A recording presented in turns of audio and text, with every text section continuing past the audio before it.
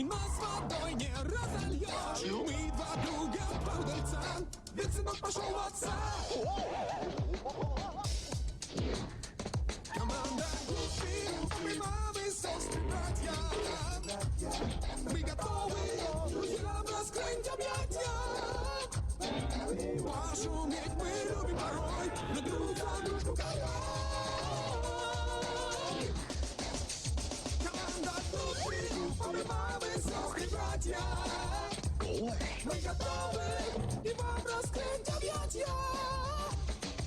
Приходите к нам поскорей, мы сегодня для гостей. Команда Гуфи.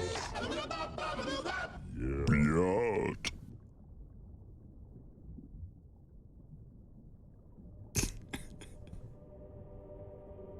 Well, at least they got Goof Troop over there. Alright, I reckon I can just get going. Fwamp, where is my damn blender? Starting a little late tonight, we had Jim.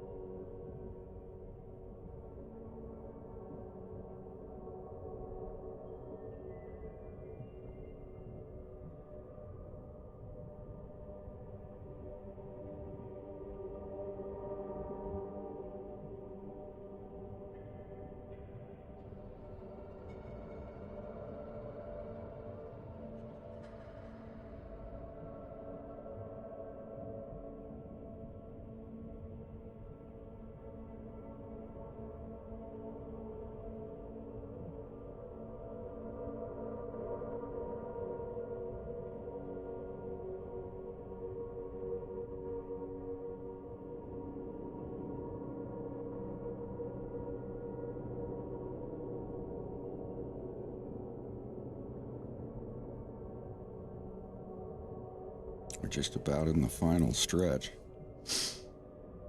My goal is to get this done before the Dirty 30's over.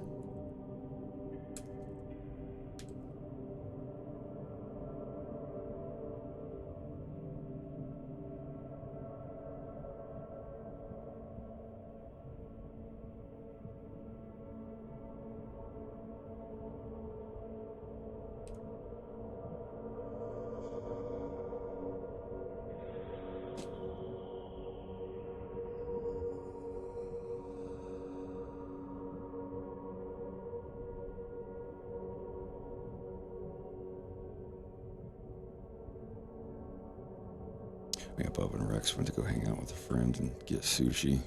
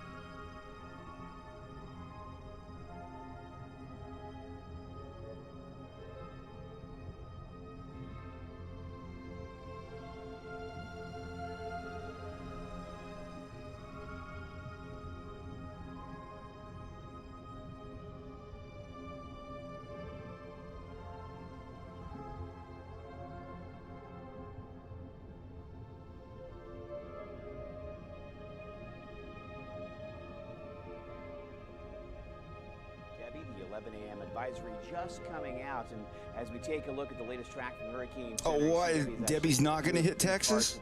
Damn. Almost parallel to I guess Debbie is not doing Dallas. A Category 1 hurricane by later on tonight, and then continuing that Category 1 strength, getting close to a Category 2 before making landfall in the Big Bend part of Florida as we get into tomorrow morning. Then weakening, of course, over land back into a tropical storm, and then moving out near the Carolina coast for really Tuesday, Wednesday, and even Thursday before it starts to edge back up to the north. It does get trapped there by high pressure to the west and high pressure to the east, and then eventually working its way up to the north mid-Atlantic states, where it could again lose strength and become a tropical depression. But that's the latest track from the Hurricane Center. Here's the computer models in pretty good agreement to a point. Once getting up to Big Bend, though, models start to separate all over the place as the storm stalls out over Georgia and the Carolinas. A lot of rain coming in on the west coast of Florida and a lot of wind as well. Some of those rain bands starting to pick up now across our area, and a tornado watch just issued a few moments ago for Okeechobee County in our area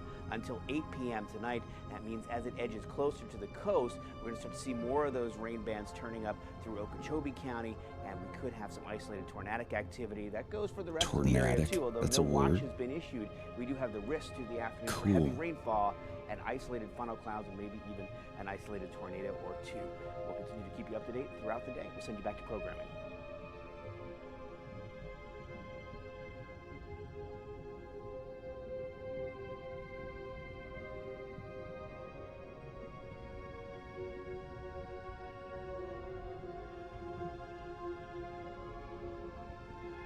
Wait, did they have Russian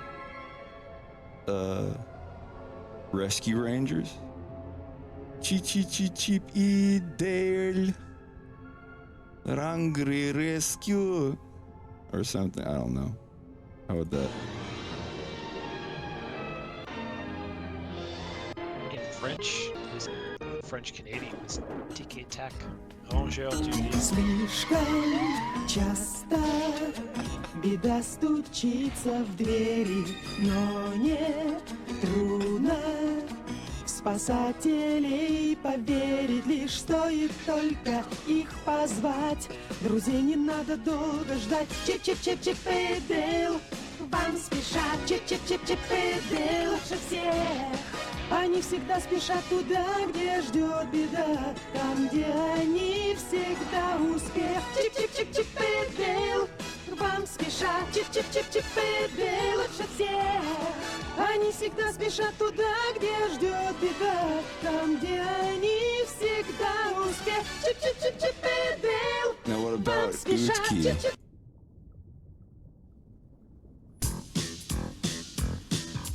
Жизнь летит, как ураган, в утиных сказках. Лазеры, аэропланы, гонки, встряски. Создать теорию, утиную историю, сказки. Каждый день мультипрограмма сказки. It's in the noon, it's Utki, which is just ducks. Utki. Вперед мчаться от погони, чужак ворвался, не догонит. Надо лишь увидеть эти сказки. Каждый день мультипрограмма сказки. I guess they do. Кто в ночи на бой спешит, побеждая зло, твердый клюв под каждый век, черное крыло. Эй, прочь с дороги, враг, трепещи злодей. Он идет, черный плащ, только свистни, он появится.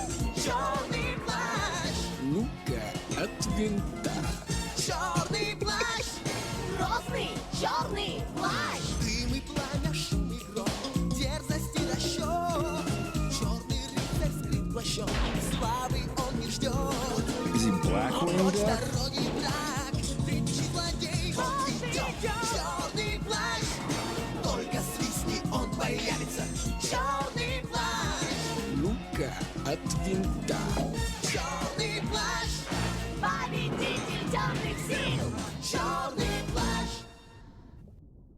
Yeah, chorny means black, like an adjective. So I'm guessing it's Blackwing.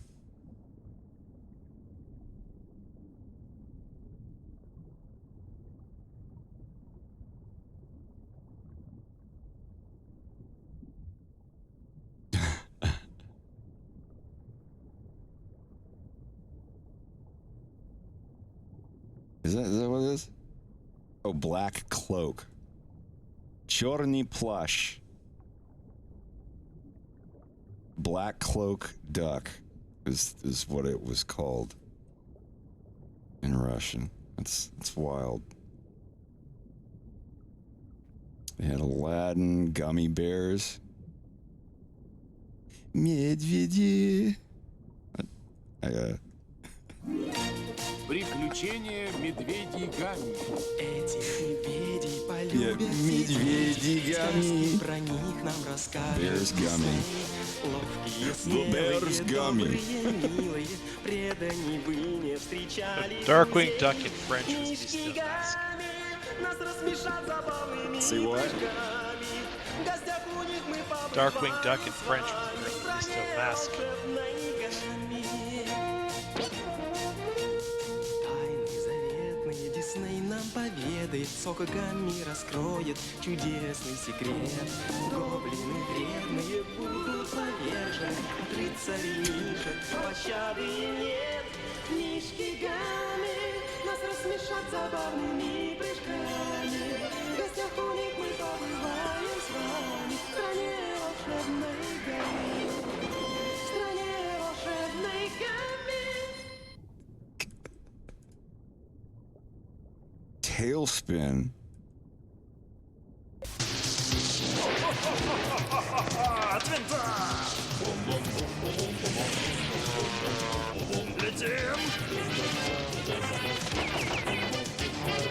Ой, чудеса, ой, небеса.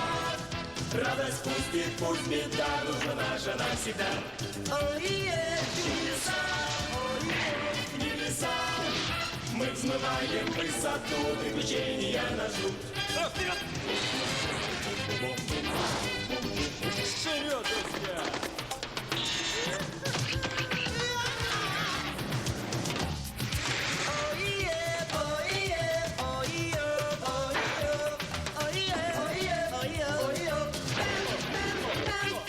Заводи скорее, лети, но не вешай, победим. Все преграды позади, не страшны нам небеса. Чудеса на виражах.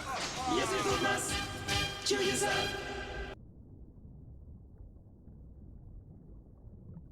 Lion King, New Adventures of Winnie the Pooh, and they put Goof Troop at the end. Commander Goofy.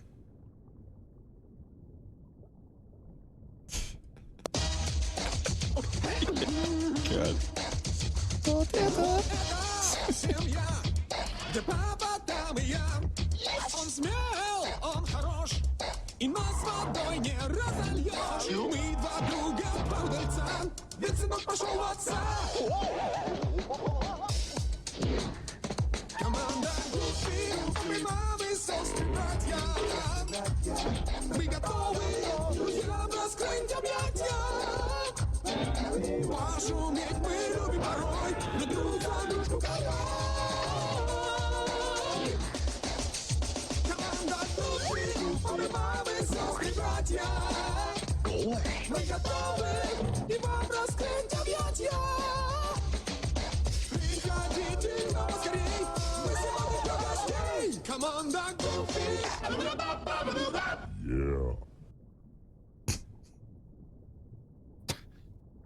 That is wild.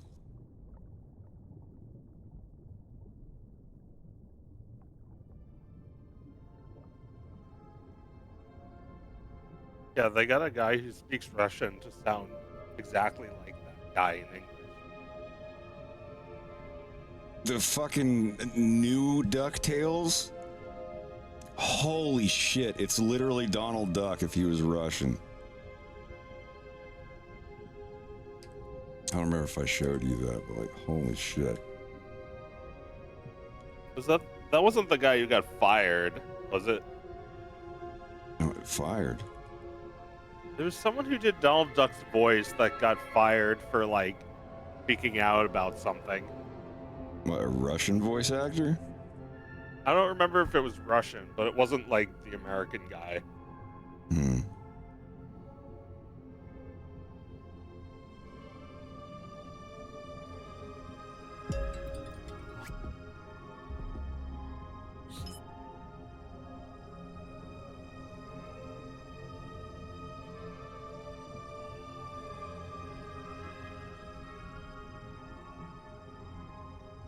Oh, it was Egypt. Donald Duck got fired for anti-Israel tweets. Damn. С добрым утром, дядя Дональд. Вы там на собеседовании? Да ты что? Одевайся в расчете на работу мечты. Тем So более weird у to тебя think that Donald Duck has like an вообще никак. ambassador from every nation. Такой важный день, надо начать с полноценного завтрака. Так, надо погладить.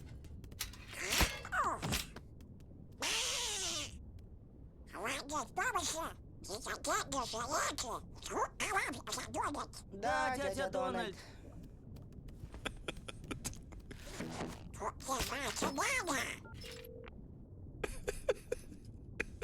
It's crazy.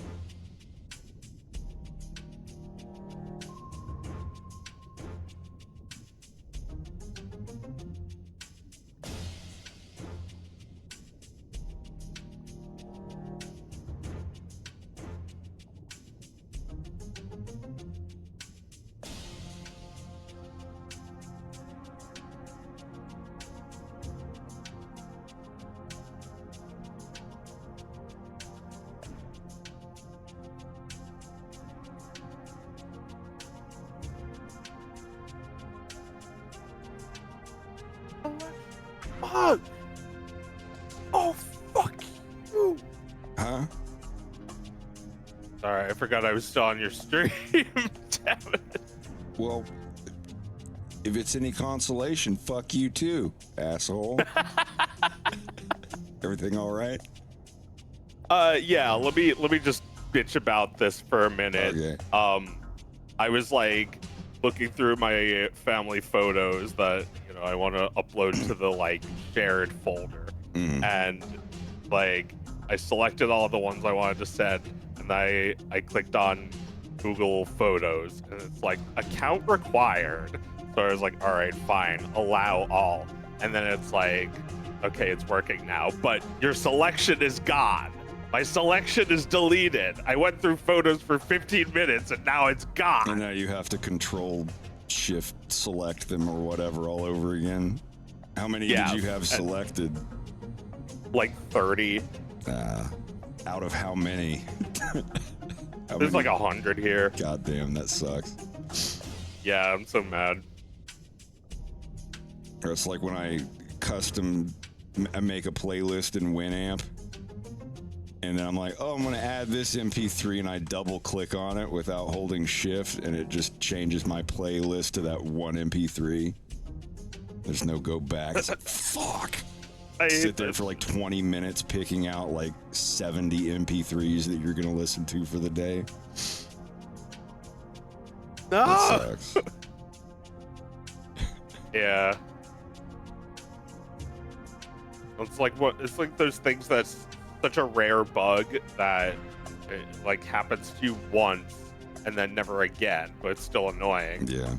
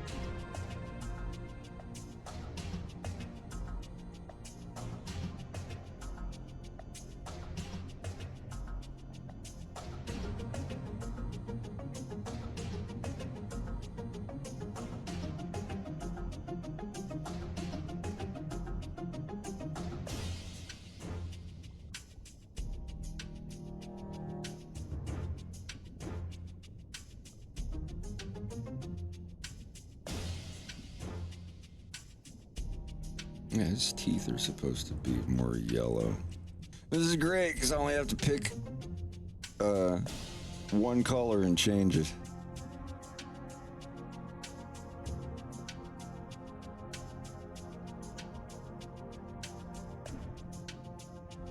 It's like, oh, I didn't make his teeth yellow enough in my Flash cartoon. Time to go back and fill every single frame one at a time.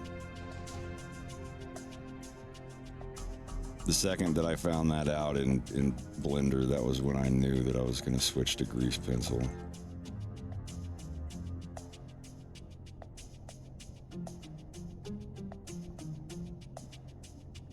Yeah, like Flash is supposed to have a feature like that, but it doesn't work right.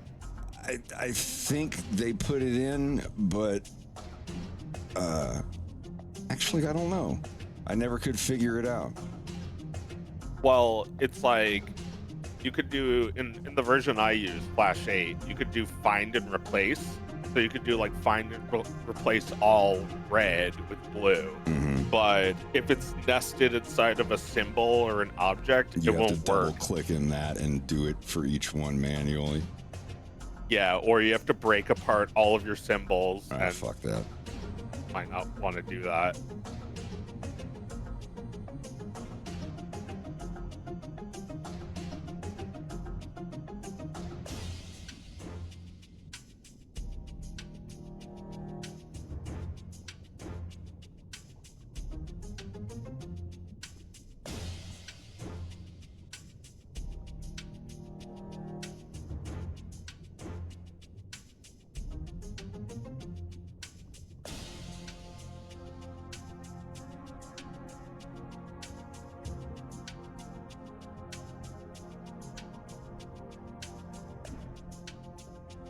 Mr. Beast has locked all of his YouTube comments to where if you comment, it doesn't show up until it's manually approved by an admin.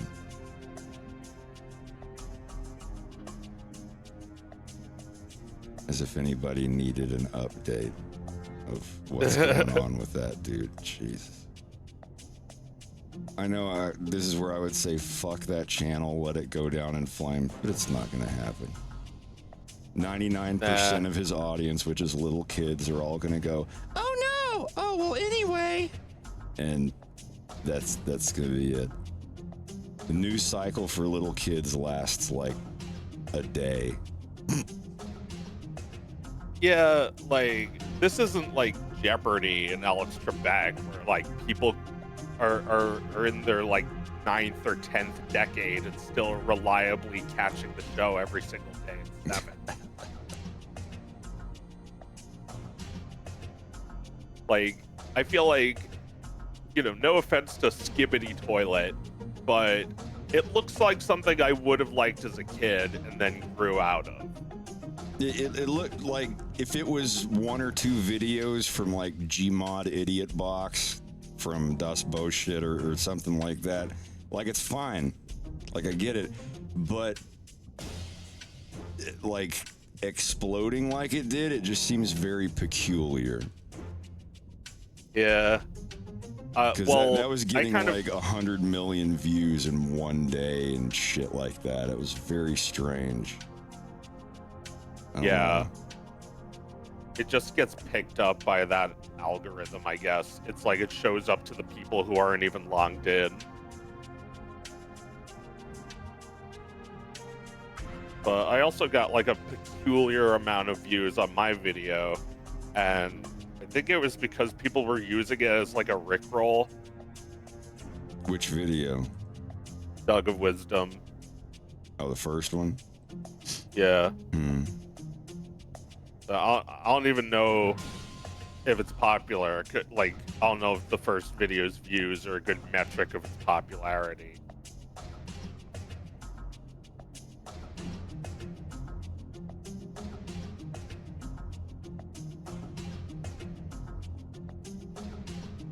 Yeah, I don't know. That shit's weird. And I think there's like if you think that there's no way that YouTube would do some, you know, meddling with numbers and whatnot, you're extremely naive. Like there's no way in hell that they don't kind of nudge certain things that they want to be popular. Well, yeah, they promote things that are already getting views. I just don't know. I'm very tinfoil hat about YouTube. You think that there's some conspiracy, like? I don't know if there's a conspiracy, but like a committee that's like, okay, these are our 5 most popular trending videos this week. Which one should we put forth? Oh, we've already contacted the animator for this, and they're interested in a contract with blah blah blah, like that kind of shit. I don't know. I guess, yeah, they probably have knobs they could twist and make I don't think there's like fall some like raindrops, like Cloak and Dagger goat sacrifice where they're like, Mr. Beast will be the next one, you will be the one, your channel will explode in exactly 3 days. Like nothing like that, but I guarantee there's some nudging going on. I think my problem with this theory is that it sounds a little bit like curation, and I feel like the lack of curation is what's ruining YouTube. Yeah, it's every day all I see are more and more extremely talented creatives being like, my last video, quitting YouTube, getting a real job, blah blah blah. And they're like people who like, and it's not like they're making less good stuff, they're making better stuff, they're making really great stuff, but they're just like, yeah, I don't know, sometime around 2019 or 2021 everything I upload is getting less and less and less, and all these videos of, wow, look at my thing, click over here and you won't believe what happened next, wow, like they just make a 30-second video of them farting on a snare drum, and it just millions. I don't know, it's weird. Yeah, I wish you're I not wish supposed to try. Yeah, it's not. I want to make this thing that people are gonna like. It's now like, okay, let me look at what's trending and make my cartoon about this, or make my video of this, or whatever. I ain't shitting on no snare drum.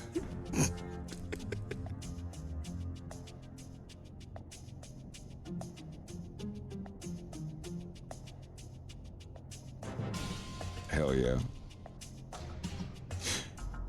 If there is one stain on that couch. You ever see the movie Airheads? I don't think so. That's when Brendan Fraser's got a metal band and they take a radio station hostage and demand that they play their song on the radio. It's Steve Buscemi, Brendan Fraser, and Adam Sandler. Who would win a street fight, Lemmy or God? Trick question, Lemmy is God.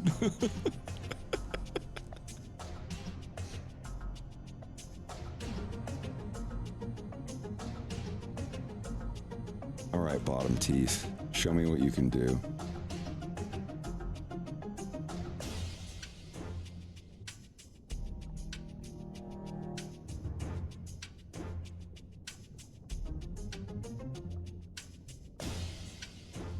Hell yeah, that's what I'm talking about.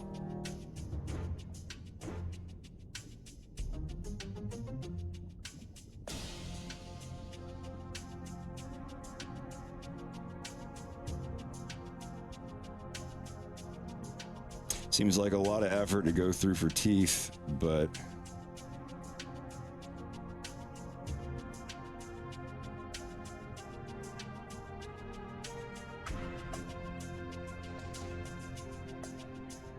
I always put a lot of work in my teeth.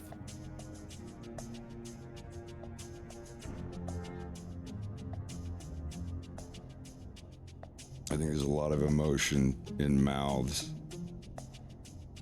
Can't remember that one guy that was in your stream about a month ago that was just getting super duper butthurt and agitated because we were talking about how like important mouth sync is.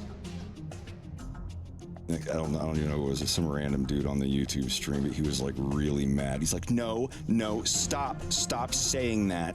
There is no importance in mouth flaps. Mouth flaps do not add anything or add any nuance or whatever this guy's talking. And I'm just like, agree to disagree, I guess. He's like, no, this is beyond disagreement. He just goes up like 4 paragraphs talking about this. Yeah, I've noticed there's a bunch of people in my chat that get mad about other people liking things. And then he went on talking about anime for half an hour. I'm like, oh, well, you watch. And he's like, I've been an anime fan for blah, blah, blah. Anime does not need blah, blah, blah. I was like, yeah, there's a lot of things that anime doesn't really need, but I'm not really a connoisseur of anime. Well, this connoisseur of anime doesn't realize that, like, it could be 5% better with animated mouths, and that doesn't matter to him.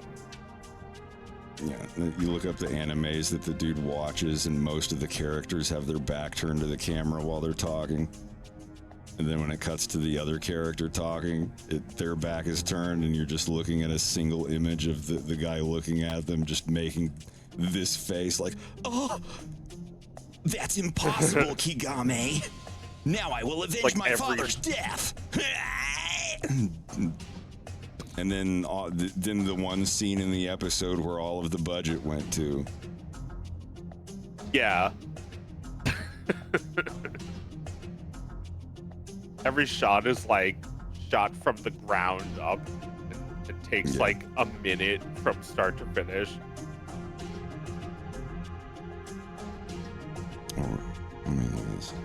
Вот эта семья, где папа Тамия, он смелый, хорош, и нас водой не разольешь.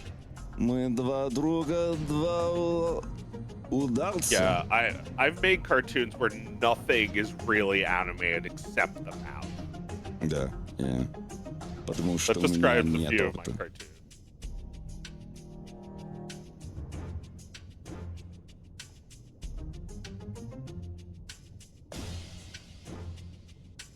Where is the goddamn line? I can't find it. I'll find it later.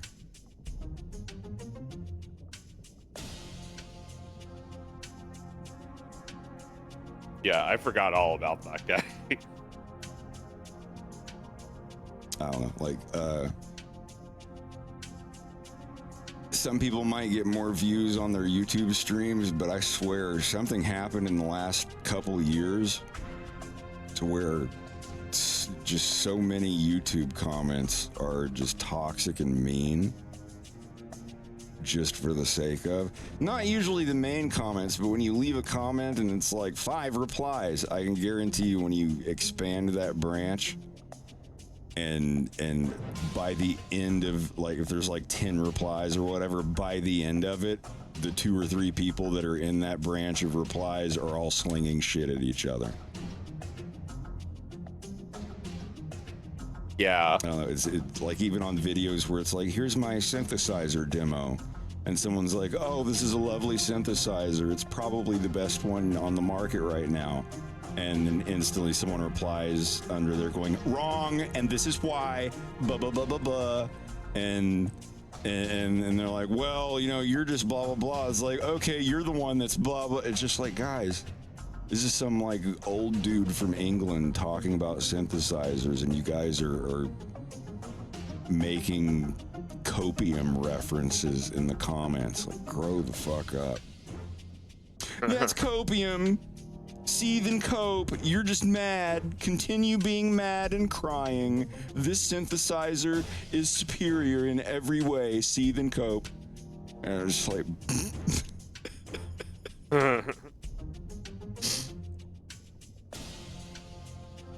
Yeah, like it'll be a video about a synthesizer, and there'll be like 64 replies, and one of them will just be like, Christ is Lord, Jesus is King, repent. Yeah. Come to Islam, my brother. Brother, what's that, brother?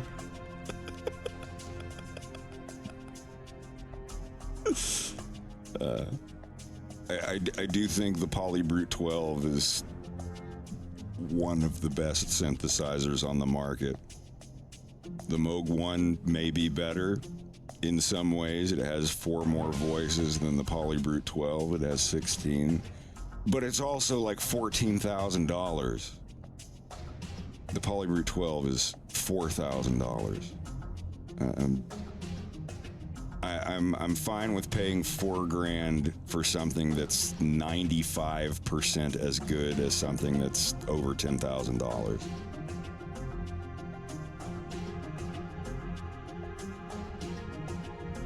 I learned how to make a great patch today too.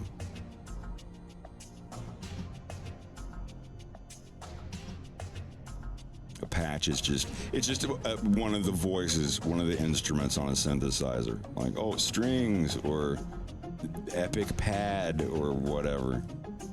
It's just, wait, what the hell's happening here?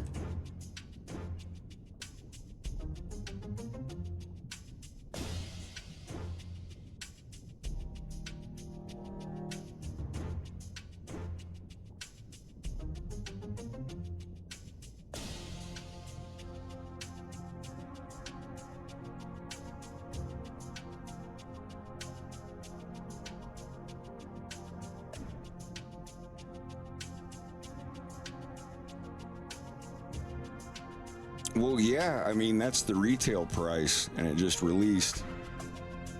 I didn't drop $4,000 on it. I put it on my Sweetwater credit card. I haven't paid for it at all yet. But I have 2 years to pay for it, to pay it off. And as long as I pay it off in those 2 years, it's 0 interest. I've been a good boy with my credit, so I can buy expensive things and slowly pay them off from 2 to 4 years and not pay a dime extra for them. If I had put it on my regular credit card and it took me a year or two to pay that off, yeah, it'd be like $600-700 extra bucks that I'd have to pay on top of that. I wanted it so bad I was getting ready to pull the trigger, but I was like, wait, I have a Sweetwater card that is 0. It's one of those things where you can only use the credit card in that store, but it's 0 APR. Like, you don't pay any extra.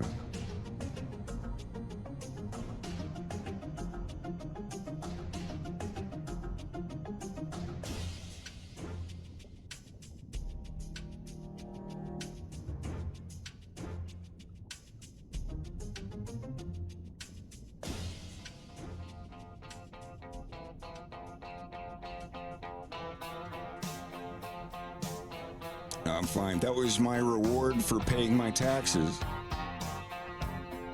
I dropped almost $20,000 on my taxes this year. I always do my taxes. And I was like, if I get my taxes paid, I'll get my synthesizer. And I did, so.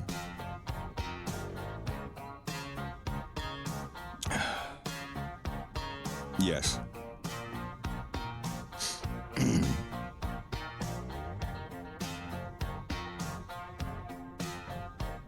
It's wild when you're self-employed. You're like, wow, I make all this money on Patreon or whatever. A third of it goes straight to the government.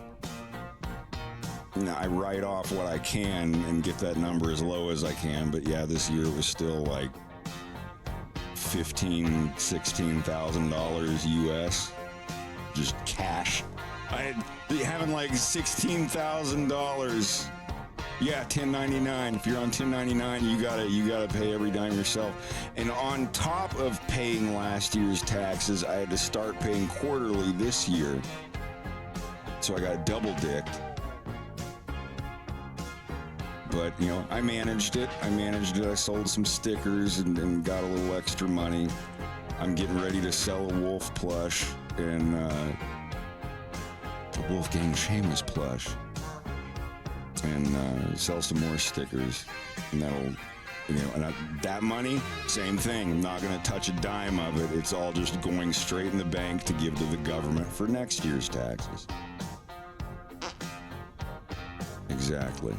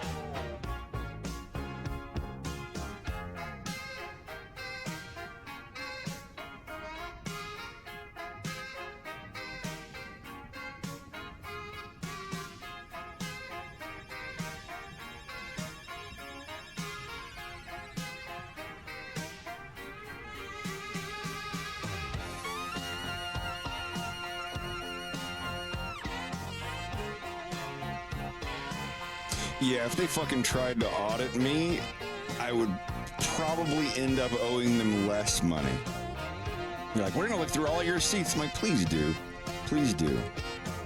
Oh, look, here's some more stuff that I could have written off but didn't. And here's some, and here's some, and yeah. I'll forget things sometimes. I probably pay a tiny bit more for taxes than I should, which I would rather err on that side of things than worry about getting audited by someone. Fuck that. Oh my God.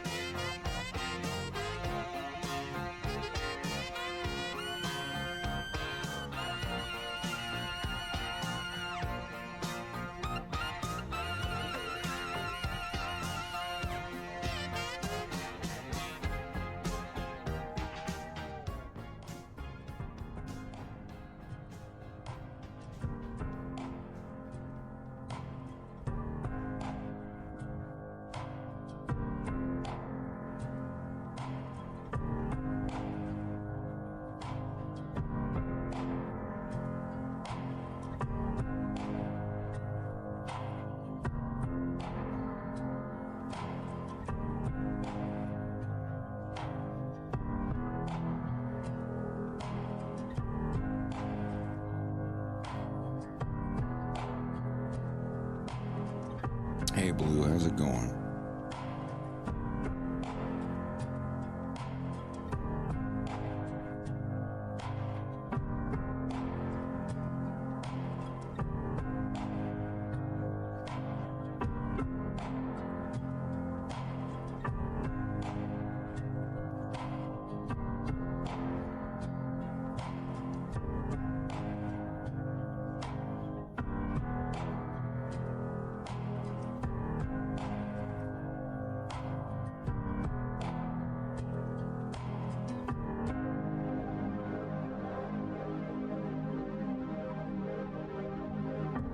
Yeah, weather's going crazy for everybody this week.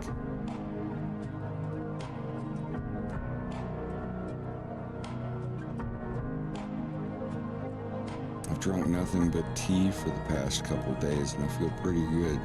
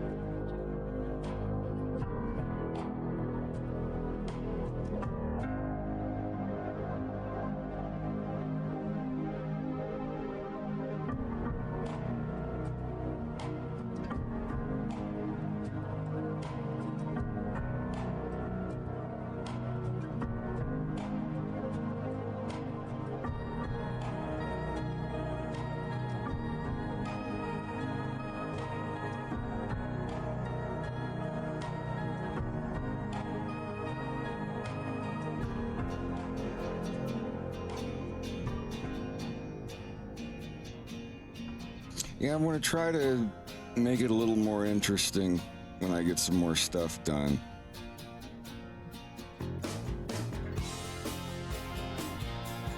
I want to make a new stream theme. I've been using the same ones for 4 or 5 years now.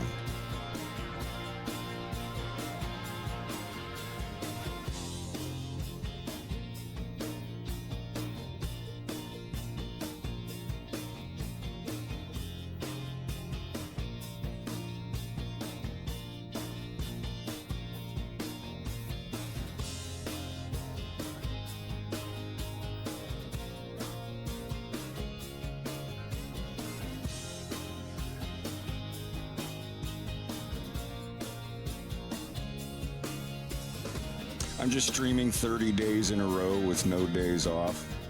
It's just a pledge to get a good bit of work done with video proof.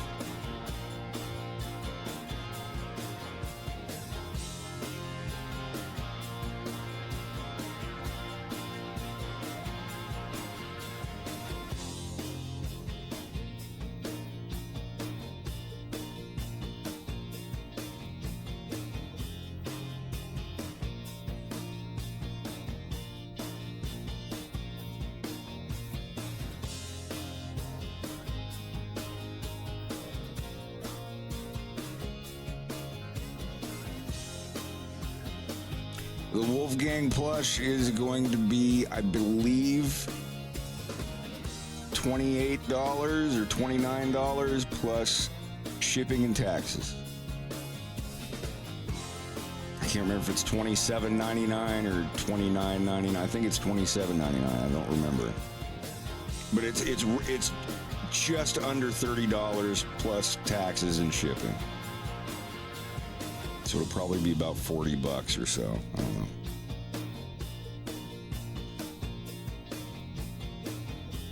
It's the same price as, just go to makeship.com and just look at all of their other regular size plushes. They're all the same price.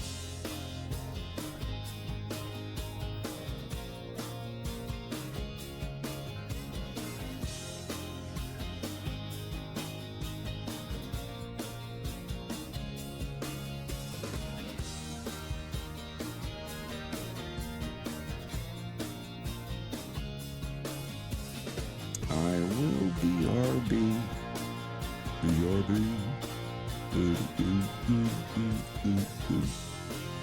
Give me just a sec.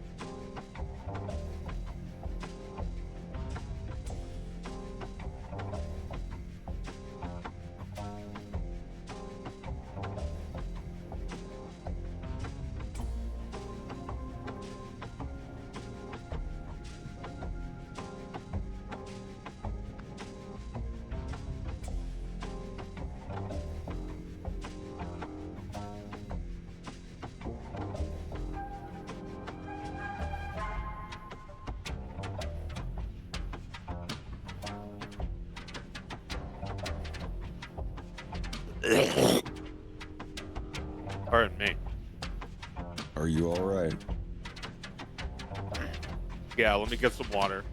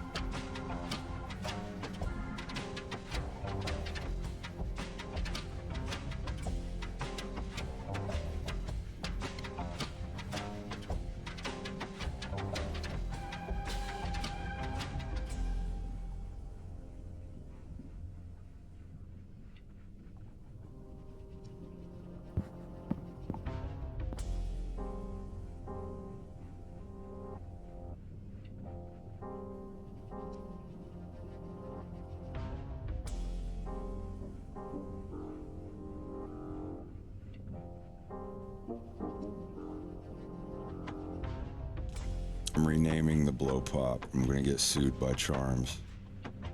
And I have the perfect name to change it to. Viewer rewards. Rewards. Buy one new sub, get 3 months of Apple TV Plus. I'll pass.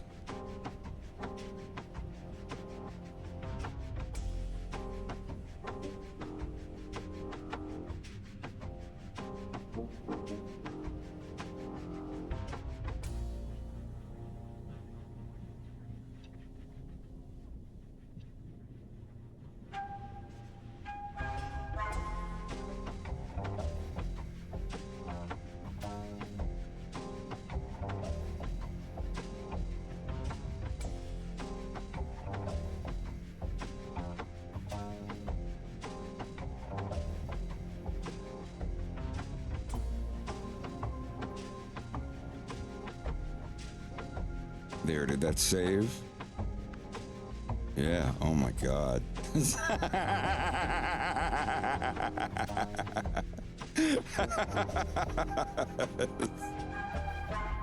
Oh god. Oh god. Anyway.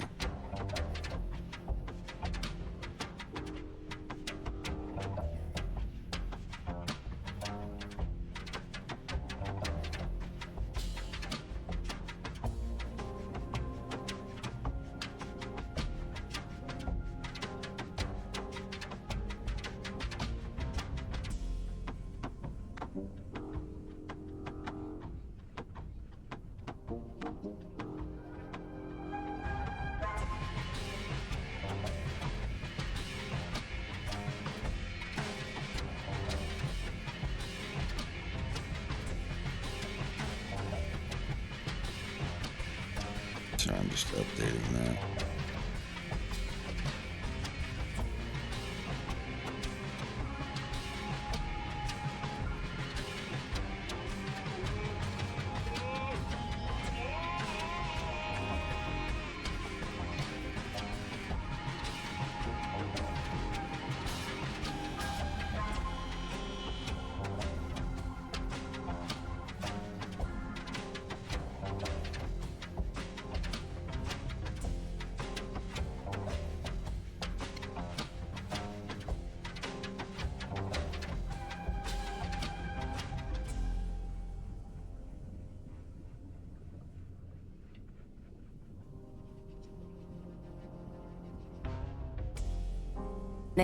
Evening.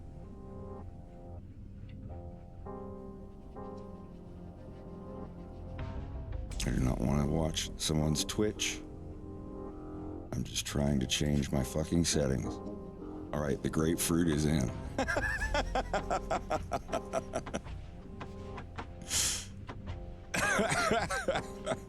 Oh, God.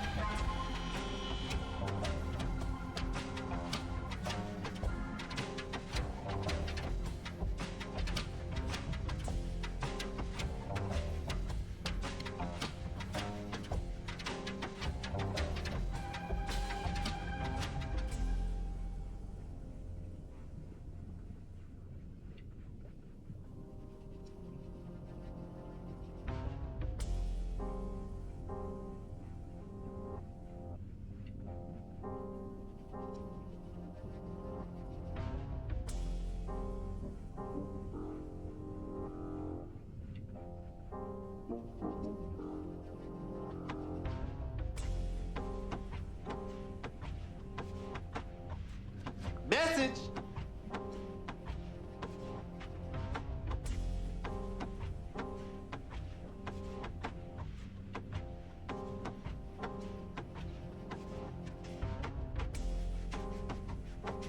You should probably unsubscribe from it.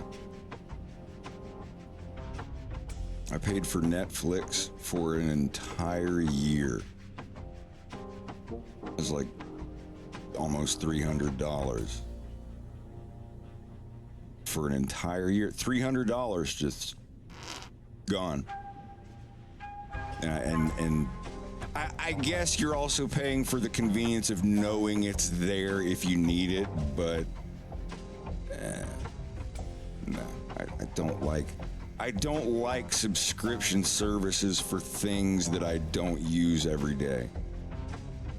Discord Nitro, I'm constantly dragging Blender files to people that are bigger than 8 megabytes. I like to stream at full native size, 1080p and source and all of that.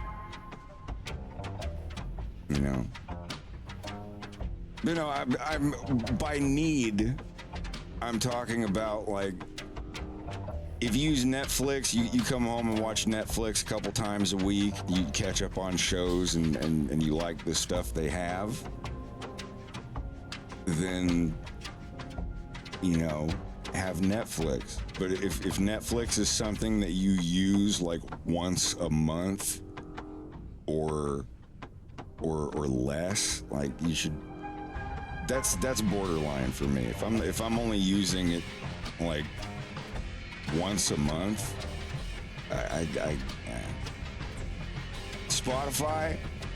Spotify, I use every single time I get in my car. That is my radio. Spotify is my radio, and if I feel like I'm going into a dead zone, it can download everything that it knows I'm getting ready to listen to.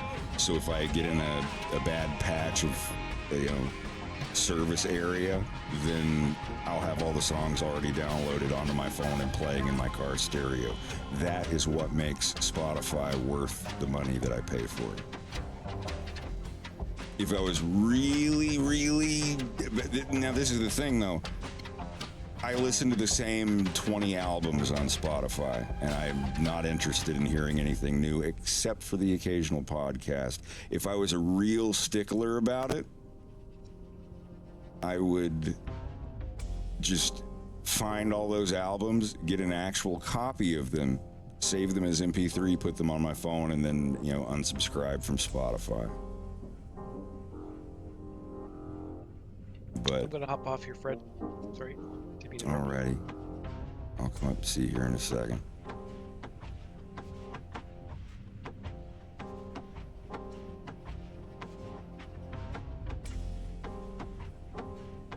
I'll be right back.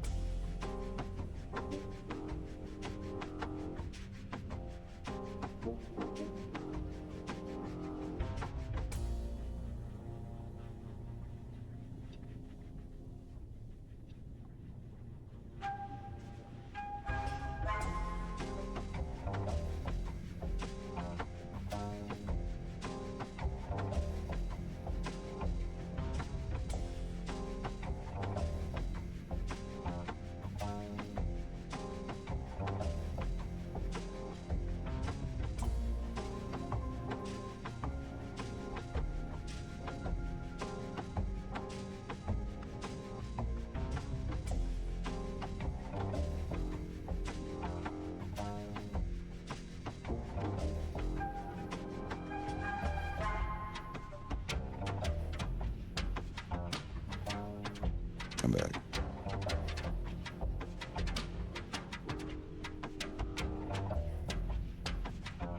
So Joe, what are you getting into tonight? Looking for another job. What are you looking at? I don't know. I'm looking at job finding sites.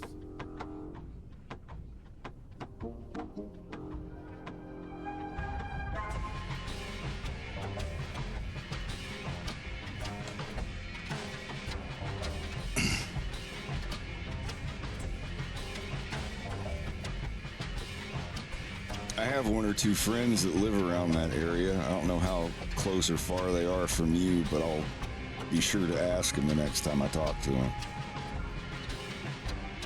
Yeah, like what kind of work? I don't know what kind of work they do, but they live around there. Oh, you mean they're just cool? Yeah, like good people that I trust. Cool. So I want to just go like, hey, is there anybody in PA that has a job? Somebody's like, oh, I'll give your buddy a job. Here, send him my information. Have him call me right now. And then it turns out to be a fucking nightmare. Craigslist jobs. There's like a 3 out of 10 chance that you get a good one, and the rest of them are designed to fuck you over.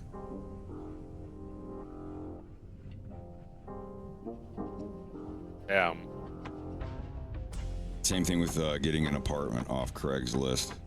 Exact same thing. Like there's a 3 out of 10 chance that it's a great find, and then a 7 out of 10 chance that it's gonna be a slum.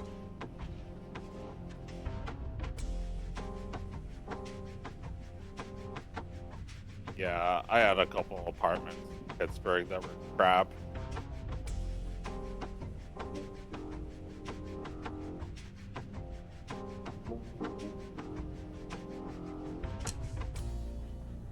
Then on the other end, you've got the apartments where you have to give them your credit score. And they won't let anyone live there unless they have at least like a 700 credit score or something. It's so dystopian. Please type in your current social credit score.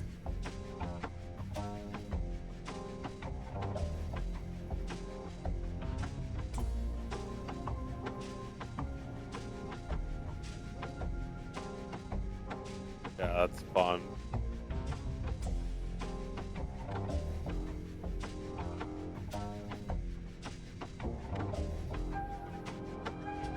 Yeah, like things are getting shittier and more expensive. Yeah. I mean, there's never been a time where things have started to get less expensive. Yeah. I don't know.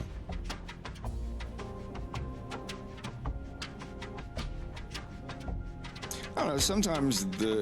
Sometimes gas prices go down a lot. Something happens and it's like, oh hey, look at us, we're doing better than we were last year, and then they just jump right back up again. Not too long ago, gas got down to like $1.80 a few years back, and I was just like, holy shit, this is awesome. Even if other shit is really expensive right now, this is pretty good. And then it just jumped back up to $3 or whatever it's at now. Or there were riots when it hit $3 not too many years ago. And now it's like, it's only $3, oh thank God.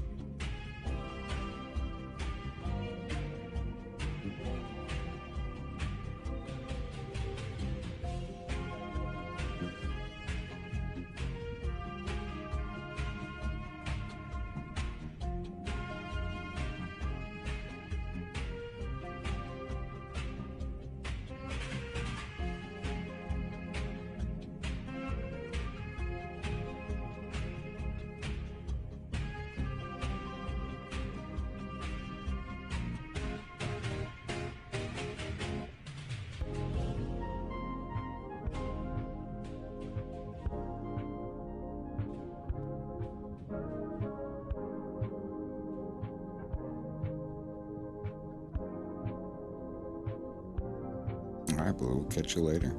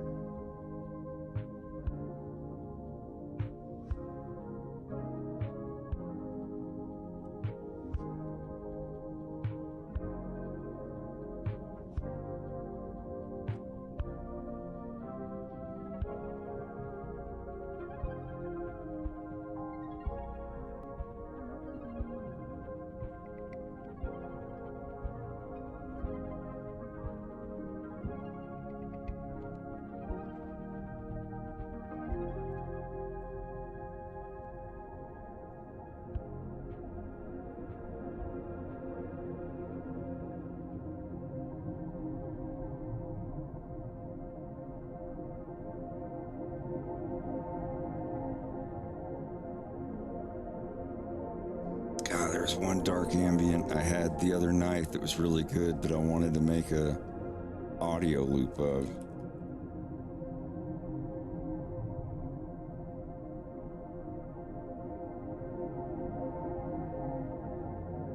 I'd like to get on here and show you all how I make a patch from scratch sometime.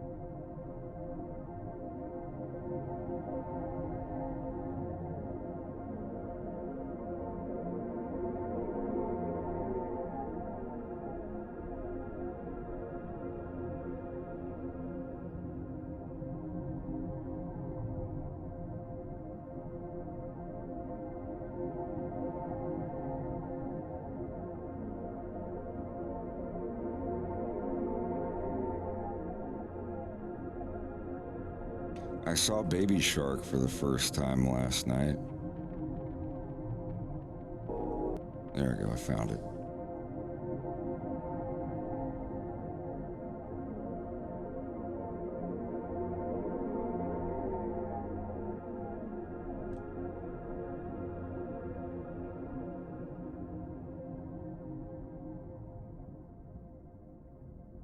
I think this is the one.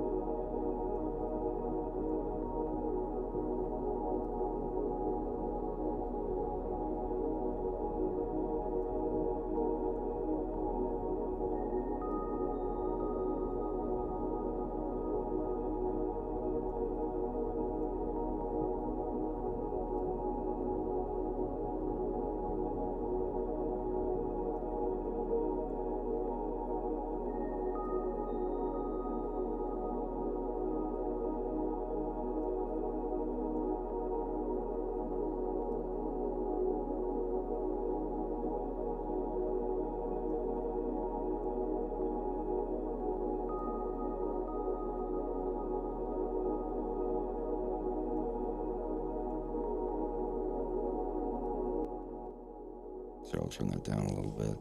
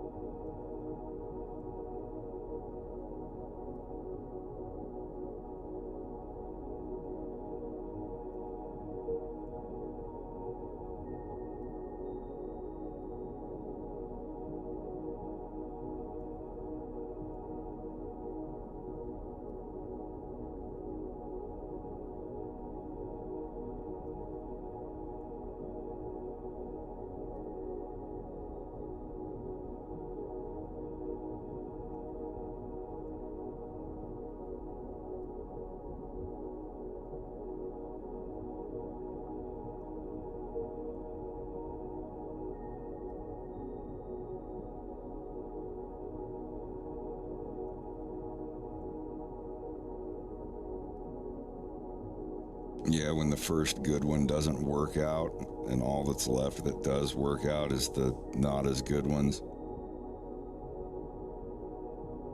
I've been there.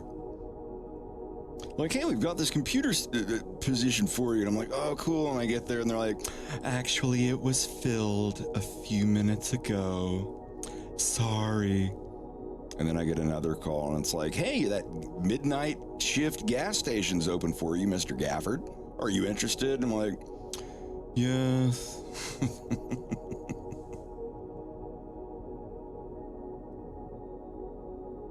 Yeah, if I finish a Fox in Space and there's not enough interest or support for the violence, I'll probably just go work at a gas station again and make the cartoon in my spare time.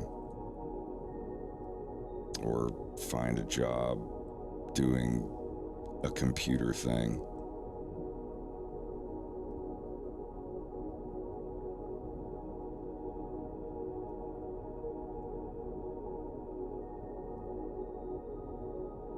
These movements of his head are so similar here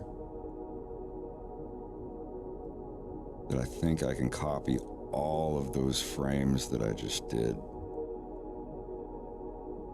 and reverse them and not have to draw all these next heads.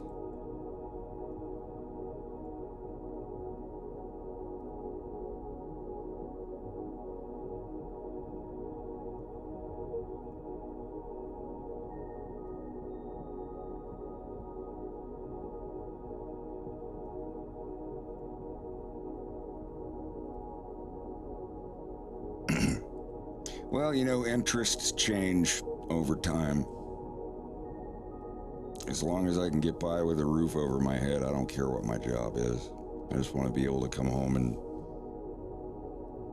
play around on my computer and my musical instruments.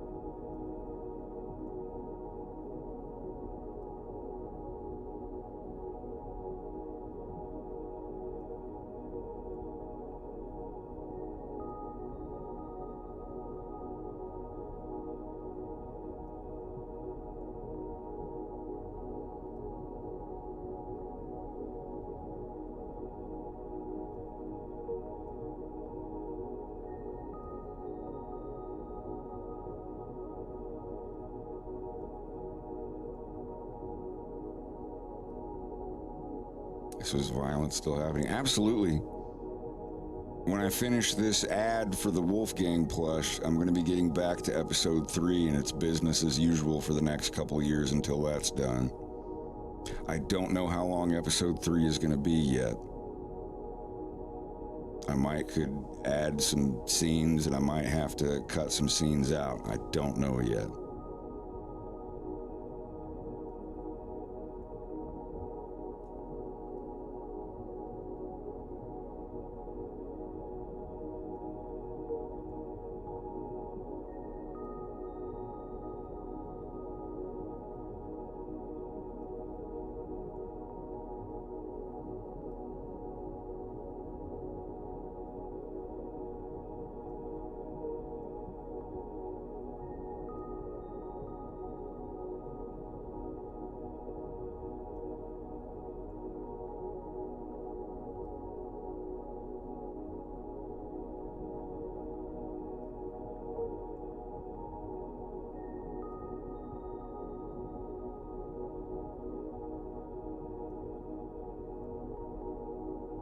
Damn. They do work, but this animation is twice as slow, so I'm gonna have to in between each of these. That's all right.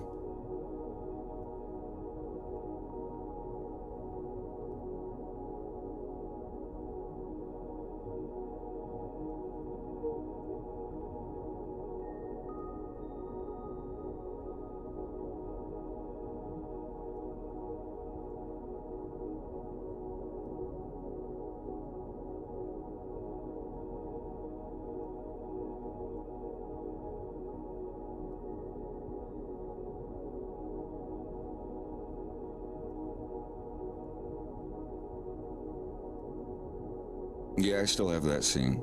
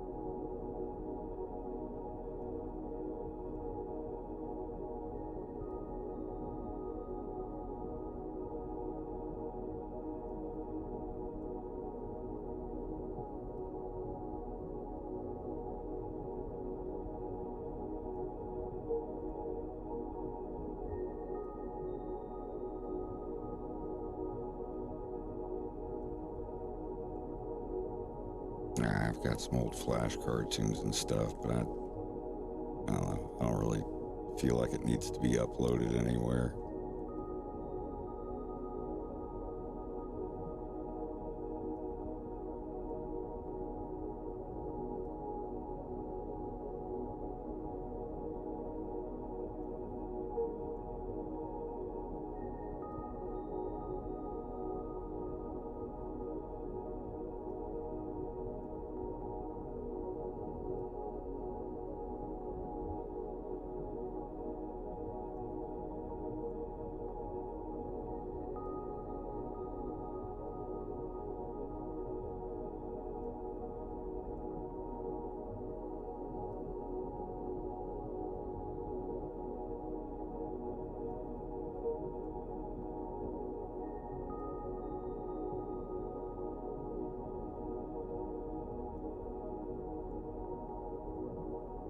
Yeah, I took down my FA, my DA, my Tumblr, Reddit, Twitter, I got rid of all that stuff.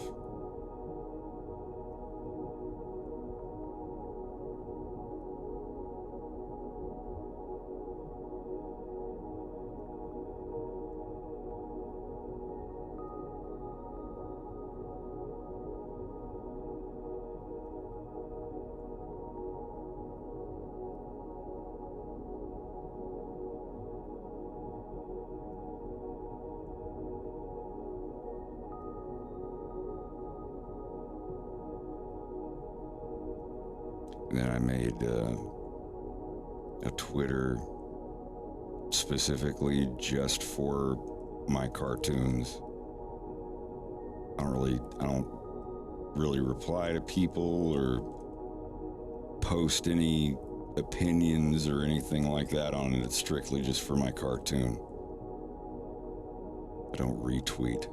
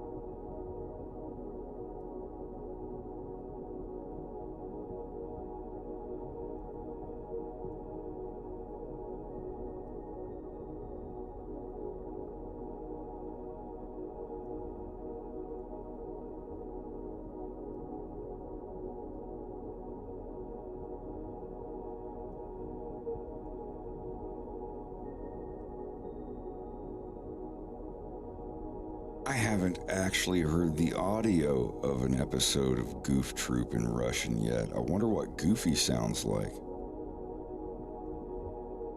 Because I tell you, man, on Счастливы вместе, the Happily Together, or what, Russian Married with Children, the guy that they got to play Al Bundy looks and sounds exactly like you would imagine a Russian Al Bundy to look and sound. I believe in the actor's hometown, they have a bronze statue of Gina Buchan, which is the Al Bundy guy, Russian Al Bundy. Married with Children has been translated and adapted in more countries than I think any other sitcom ever. Wow. I'm not talking about like translated, I mean like their own version of it. Yeah. I didn't know that. I'm gonna find for anyone in the chat who's older than 20. Let's see.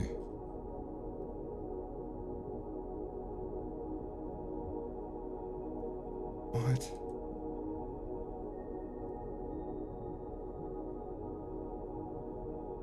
It used to be a big, long article with all the pictures of the families, and now it's been converted into a slideshow. Watch this ad and then click on slide 2 to see the next family in the other country. Here it is. I found it.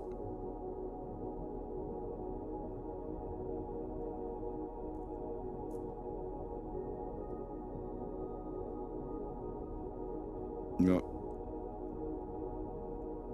Here's Bulgarian married with children. Ženeni Stetsa. This is Argentinian. Casados con hijos. I think it's just literally yeah, Argentinian married with children. Here's Chilean. Same thing, Casados con hijos.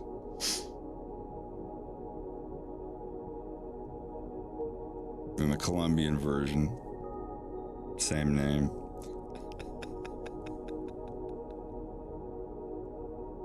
Croatian, Braća vode, means the waters of marriage.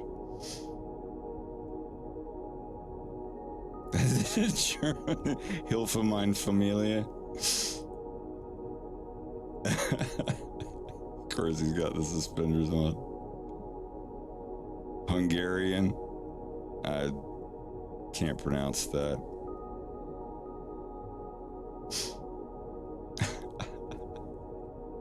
It means a gruesomely decent family in Budapest. Poland. Sviat Vedluk Kiepskik. The world according to the Kiepskis. There it is. Yeah, Счастливы вместе, which means happy together. That's the guy in his hometown. He's got the bronze statue.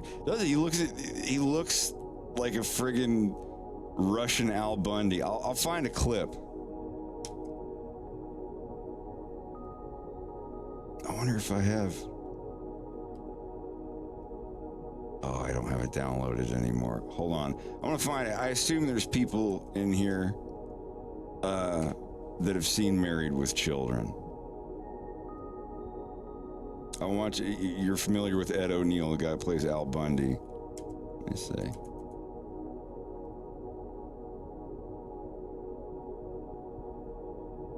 They probably have whole episodes. Yeah, here's an hour and a half. 93 episodes. Jeez.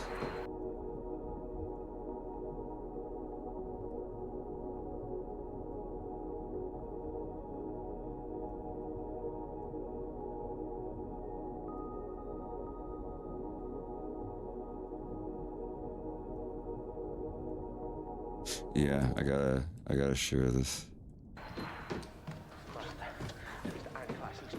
This is Russian and it's on YouTube. I don't think I have anything to worry about. Да, Марта, да. Что смотрим? Горячие стюардессы 2. Гена, как ты можешь это смотреть? Это познавательно. Мы летаем на самолетах, а не знаем, через что проходят девушки, чтобы стать настоящими профессионалками. О! А это у нее короткая юбка или широкий пояс? Хочешь, я куплю себе такой же? Зачем? Зай, открой дверь. He literally Будет сделано. sounds Хер, капитан. like Al Bundy. My God. Привет, мы не помешали? Да. Нет, проходите, чайник уже вскипел.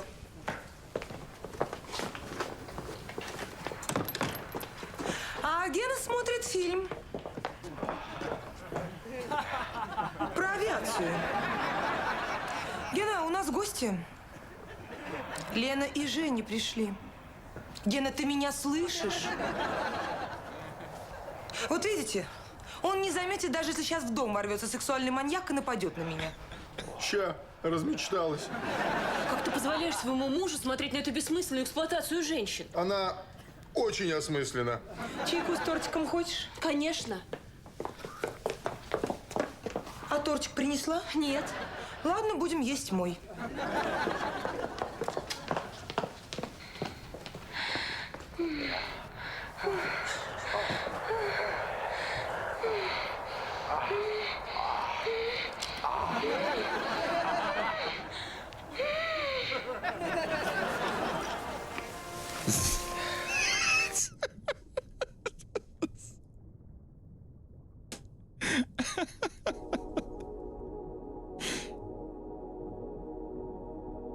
But yeah, it's wild that it's the same story. Like it's not ripping off. Like they sold the rights to make it into their own show, but certain things have to be the same. Like Gina Buchan, you know, he's not Al Bundy, but he's still a shoe salesman. He still has a son and a daughter. Yeah, I don't know how close to it the other one stayed. But I've seen one or two of them, and they, like, even the house almost looks exactly the same. It's wild. Kenny versus Spinny had a localization in Germany. Elton versus Simon.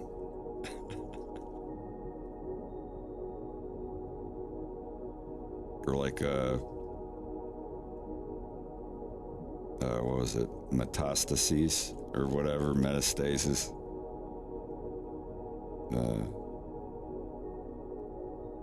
Shot for shot show of Breaking Bad.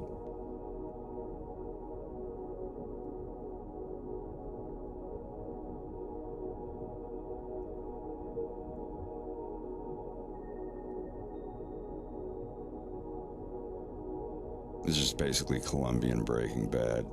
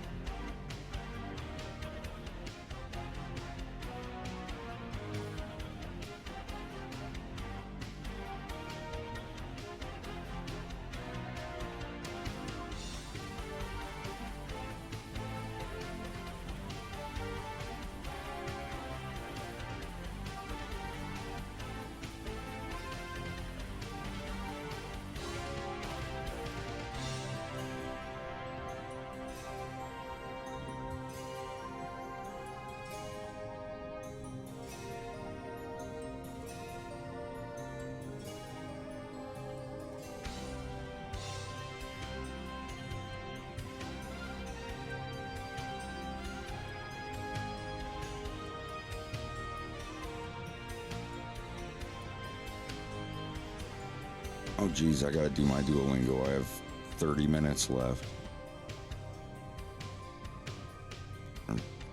40 minutes. Something or other. Talk about the future. Speaking of, yeah, let me go ahead and get that out of the way.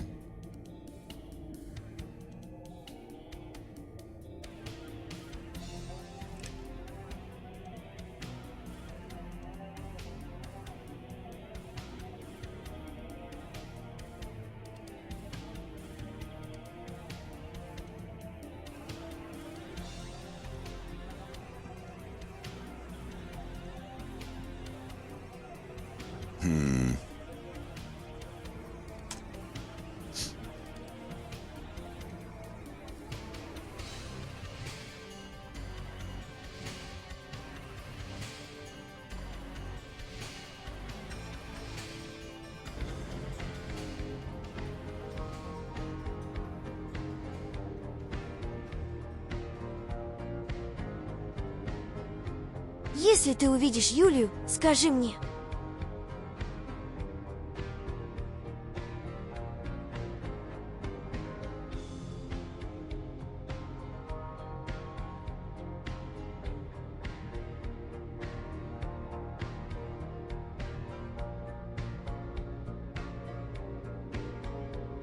The director will rise tomorrow. Я выпью сок, а потом чай.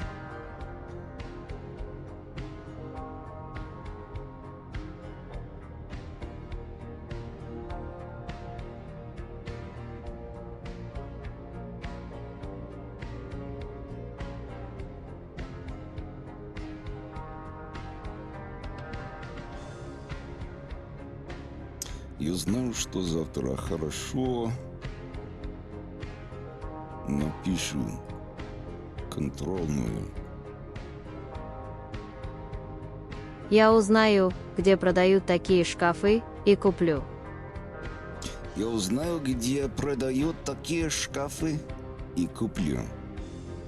I will find out where they sell such cabinet wardrobes and buy one.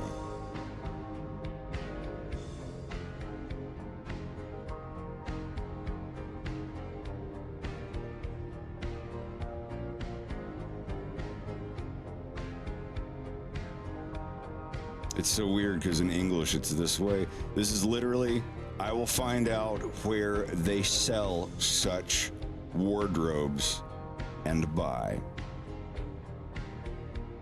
And purchase or whatever. Я узнаю, где продают такие шкафы, и куплю. Я учусь говорить по-русски больше, чем 5 лет, более-менее. Но каждый день точно нет, но я еще пытаюсь. Почти каждый день. Yes, my avatar is a Russian hyena submarine captain.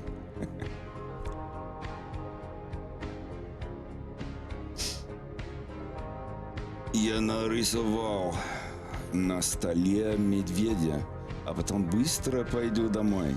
That's a crime. I'll get you caned in Singapore. Oh, wait. Oh, will. Oh, I will. Not I drew. And then I will. Okay, yeah. Там темно, поэтому я думаю, что он упадет. It's dark. There is dark. So therefore, I think that he is, or he will fall. He's gonna fall. Там темно, поэтому я думаю, что он упадет. Блин. Там темно, поэтому я думаю, что он упадет. There, so it's there is dark. It's the place, like ahí in Spanish. There is dark. So therefore, I think that he is going to fall. So it's dark there.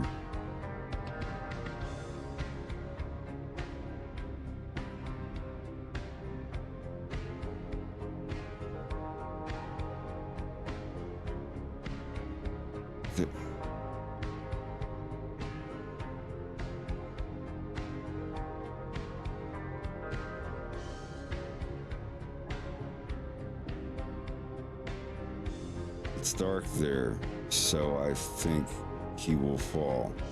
Or,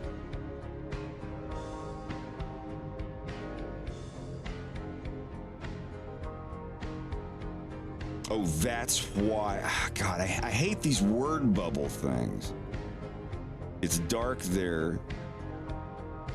That's why I think he will fall. I wish you would just let me type it out. They used to let you type it out, and if you put in basically this, or like it's dark there, so I think that he's going to fall. If you typed that out, then I think he's.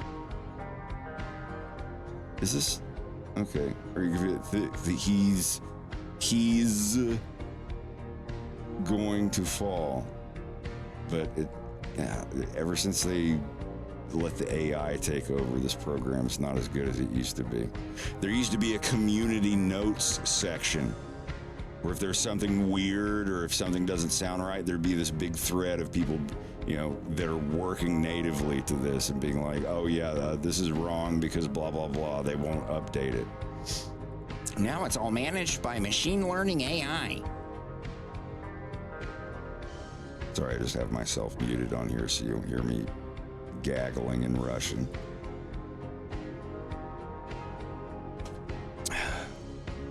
Писатель немного поговорит об истории. Я думаю, что Юлия скажет правду. Oh, a speaking test. Я думаю, что Юлия скажет правду. Правду. Правду, а не правду. Правду. Я думаю, что Юлия скажет правду. Блин. Okay. Wait, I just did this one. Там темно. Темно. Поэтому я думаю, что он упадет. Завтра я куплю здорового кота. Oh, nice. An expensive cat. A healthy cat. Завтра я куплю здорового кота. Кота? Кота. Кота, yeah. It would be u кота. U кота. Genitive is kota. Accusative is kata. Because it's a living thing. If it's a male word that is a living thing, it becomes accusative. If it's a male word that's not a living thing, then it stays the same. Whether or not it's a living thing, if it's a female word, you know, ending in a or ya, it always becomes u or you for an accusative. Accusative case is when something is being done to the object or person.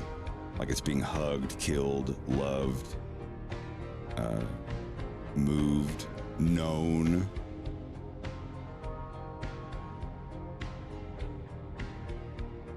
We have just sold our apartment. Is it we already?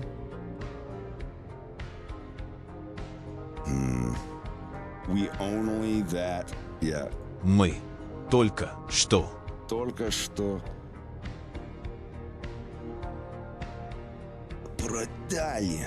продали нашу квартиру в Москве. Мы только что продали нашу квартиру в Москве.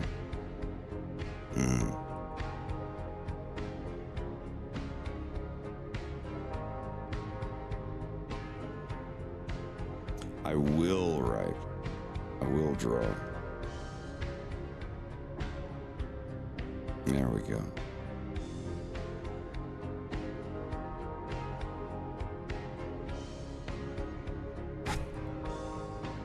Prove you're a legend.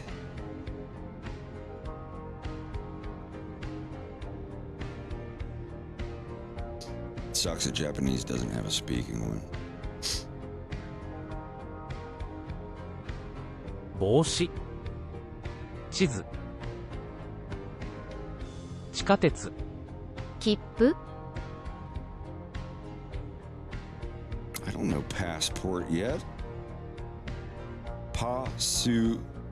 Okay. パスポート、 Passport. 私のパスポートはどこですか？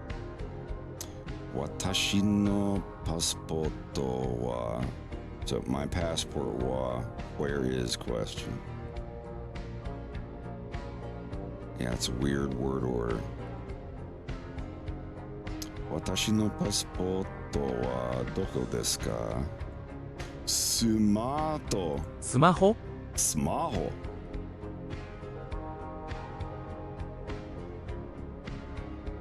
Yeah. す、ま、ほ。ナオミさんの地図。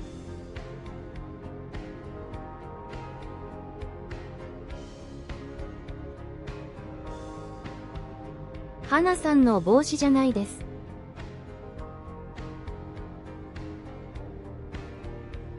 It's not Hannah's hat.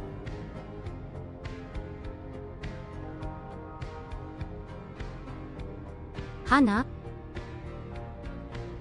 さんの帽子じゃないです。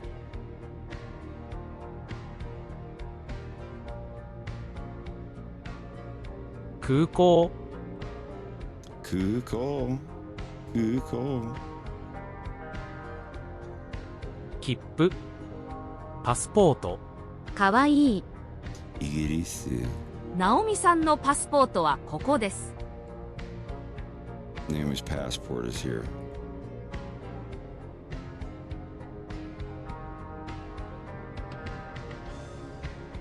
パスポート。パスポート。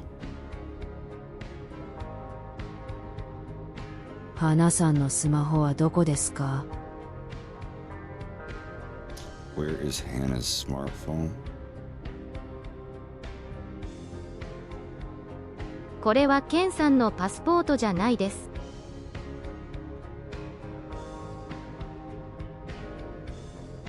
This is not Ken's passport.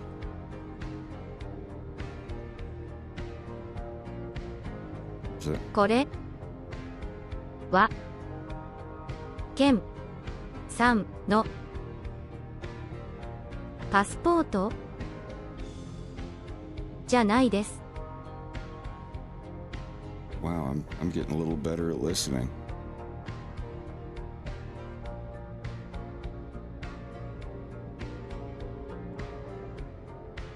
な、お、み、さ、の、し、ず。それは私のスマホです。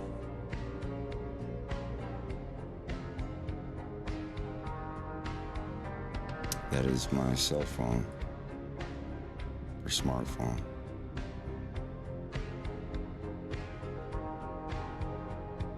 花、さん、の、地図、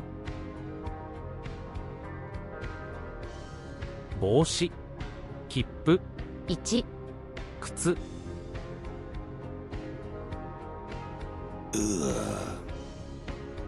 やったー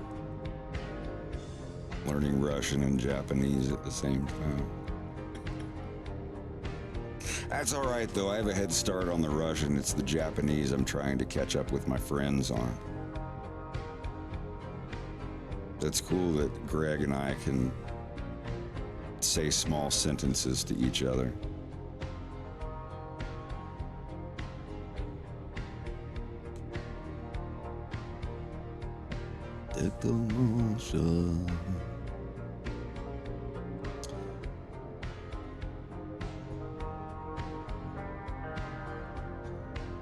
Oh, did we lose Joe?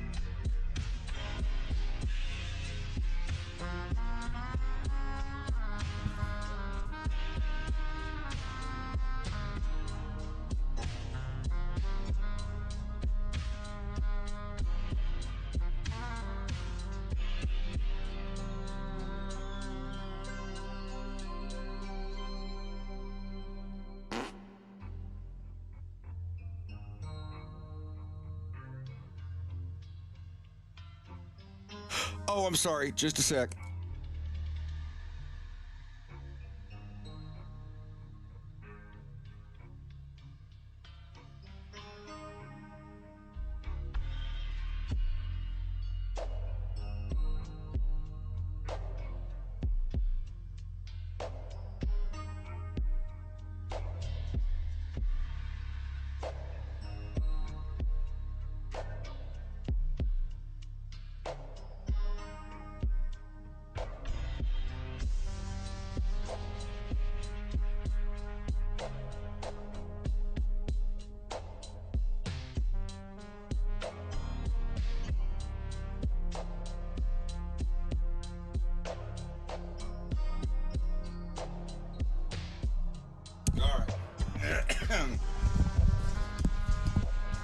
I left the top of the tea kettle up so it wouldn't stop bubbling.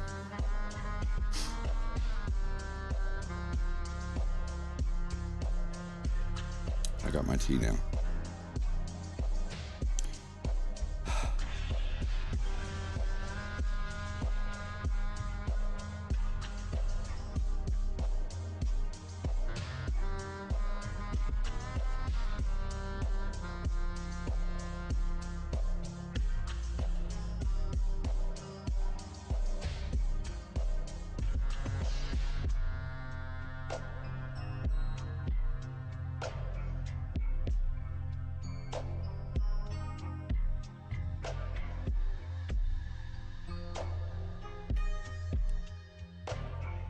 Milo. Hey. How's it going up in here? Just me. Okay. I think Joe went to bed. He hung out with me for a little bit. Nice. Bacon Werewolf, are you still there? You asked about desserts. Spotted booba. And I am the dessert wolf. Just letting you know. Dessert a breathy or candy? one, apparently. Same thing.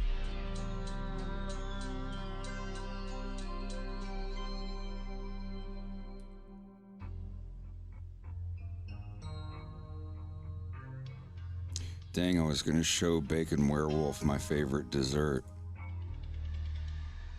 But Bacon Werewolf is not here.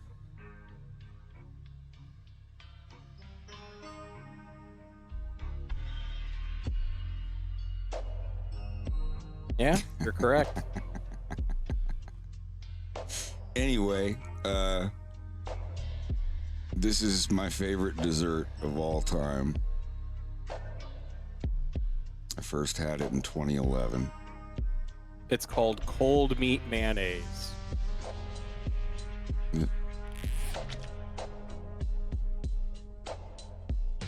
It's very cold.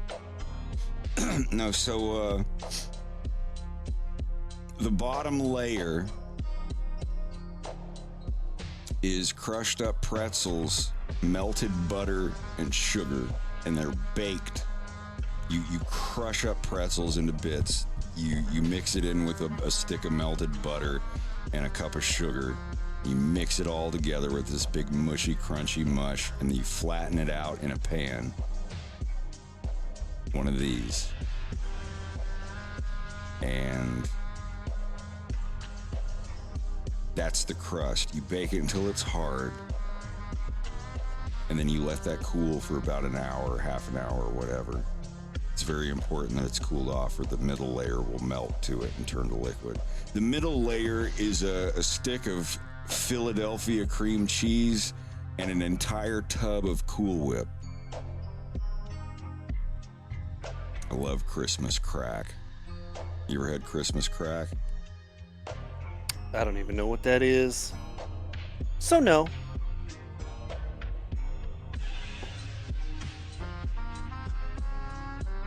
It's like a toffee thing.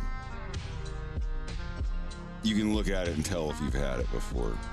I can't remember if it was Greg that brought some home. Oh!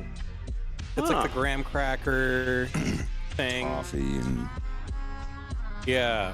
Oh, it's isn't it like saltines sometimes? Or yeah, no, you're right. You're right. Yeah. I forget who brought it home. I had it like a year ago. Yeah, Christmas.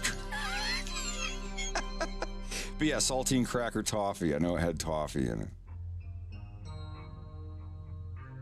Crackers make toffee, bacon add chocolate chips, smooth chocolate add pecans. Various ones. Yeah, it's saltine crackers with toffee, chocolate, and almonds and chocolate chips and stuff. And bitter. But yeah, this is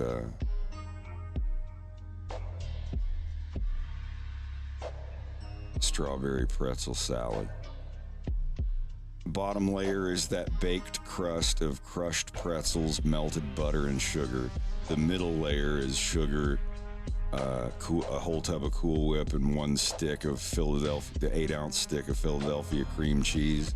And then the top layer is strawberry jello and strawberries. Some people put pineapple in it too, you know, if that's your thing.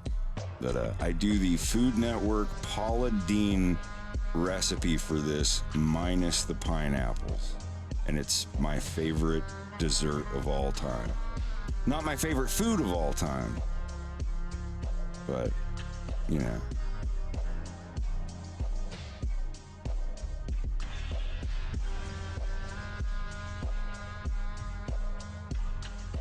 This is my favorite food of all time. So this oh god, is we fried so many of those. Yeah, what did you think of them? I've had them before. They're delicious. Now there's this like French toast version or whatever. It's like a breakfast French toast sandwich that's made kind of the same way, but that's not, like, this is not the same thing. These are not the same thing. I'm talking about the fried Monte Cristo. It is a turkey, ham, Swiss, and cheddar cheese sandwich, deep fried, like rolled in batter and deep fried, dusted with powdered sugar, and you dip it in seedless blackberry preserves.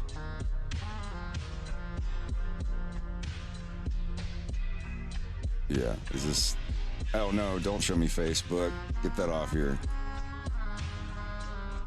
From Meta.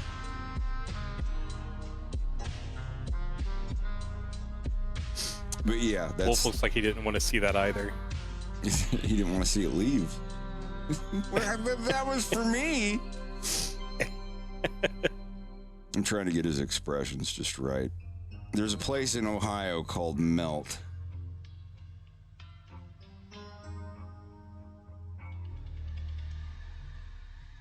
I don't care about online ordering. I just want to...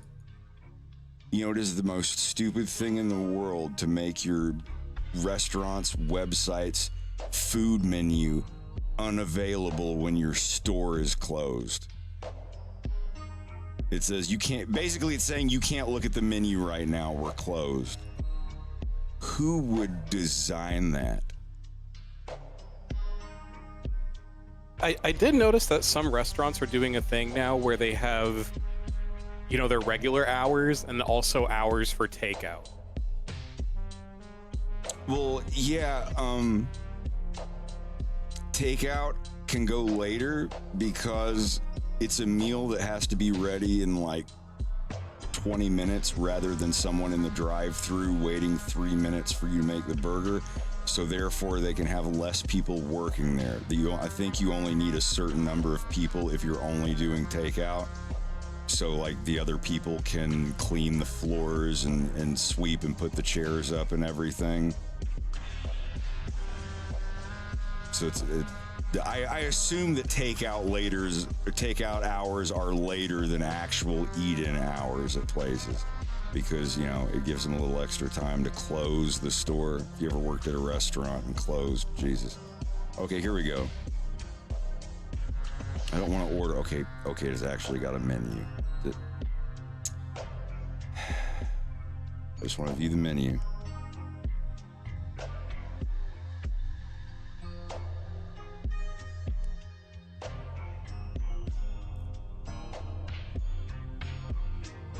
Sorry, I wanted to show you. This is the last place that I got one at an actual. Well, no, I got one at that place in Tennessee that we went with Kevin and them. Was it Cheddar's? Cheddar's, yeah. Thank you for remembering. Oh my god. Bubba and I were trying to remember it the other day, and I just drew a blank until now. Muted. There we go. Let's search. God, those ribs. Out of stock. I mean, did they just say out of stock because they're closed? But yeah, we're going there again. The Cheddar's? Whenever we go to Tennessee, I want a Monte Cristo that I don't have to make. I want the ribs again. Yeah, you had that long plate. I remember that. I remember where we were all sitting. I was sitting next to Bubba, and I was on the outside of the booth, and we shared stuff. We all did, and that big thing in the middle with the not guacamole, the spinach dip. Spinach dip, yeah. I remember that like it was yesterday. That was, I think that was time before last. I don't know. It was.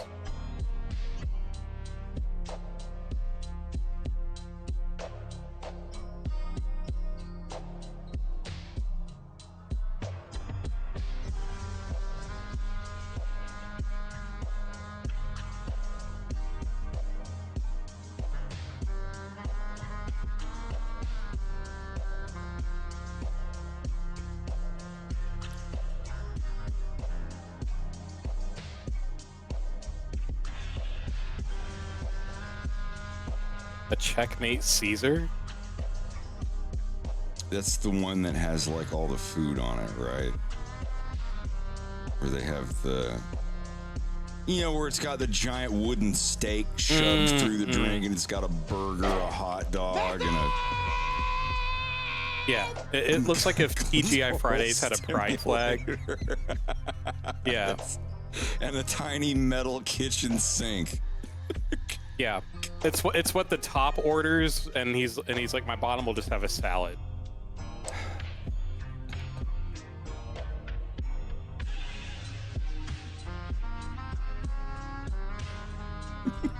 It just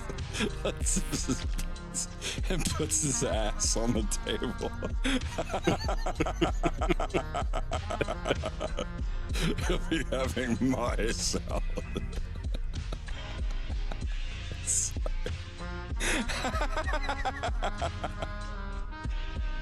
We're adults. God, these are wild looking. You're adult shaped anyway. It's enough food to feed a small family hanging off of a drink. The thing is, like, I feel like there's a really good chance of the food being stacked on it to be pretty good, and then you get to the drink and it's just meh, like not a lot of thought was put into it. I don't know. They always say what's in it on the menu. It's hard to fuck up a Caesar.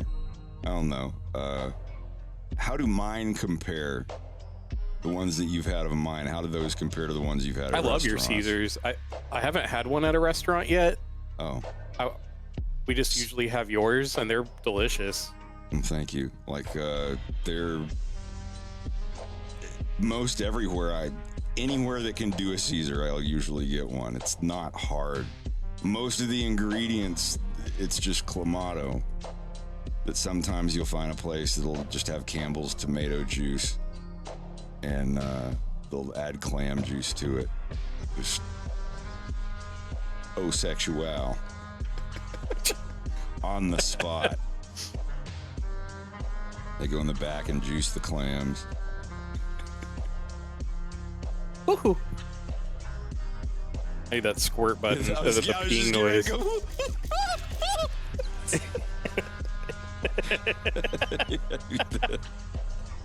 I need the and then just non-stop looping, and then a gargle and a spit. God, a bunch of sounds that are completely innocent on their own, but when you play them in a specific series, it's the most disgusting, vile thing ever. It paints the picture without using words.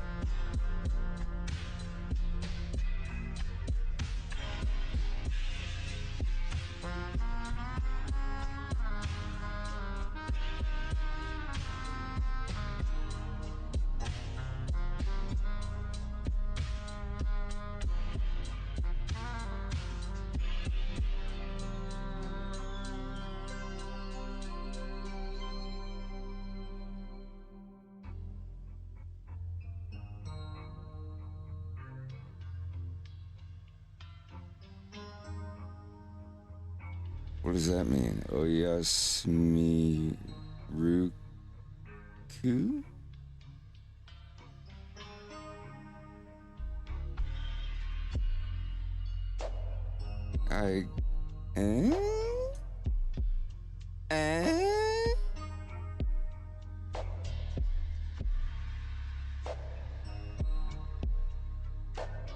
Oyasuru Miruku? It's probably good night in some other language. Wait, Miruku, that's milk. Good night, milk? It's a portmanteau of Oyasumi and milk.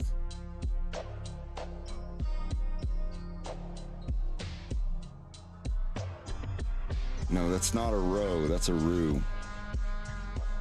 I think. Roo.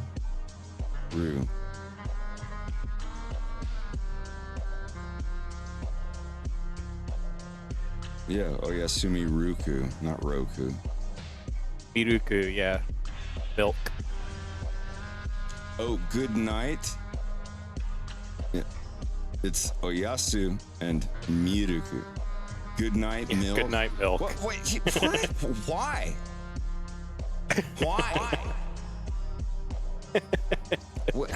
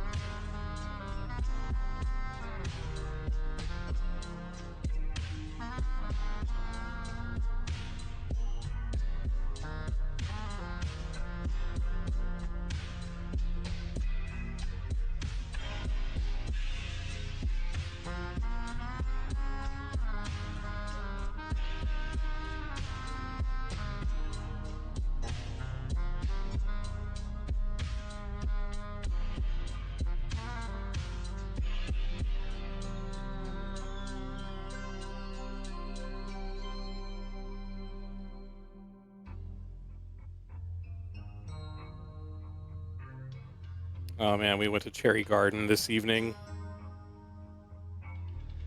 Got some more of that crab rangoon and some edamame, and I had some tangerine shrimp. Was it as good as last time? Yeah. Good.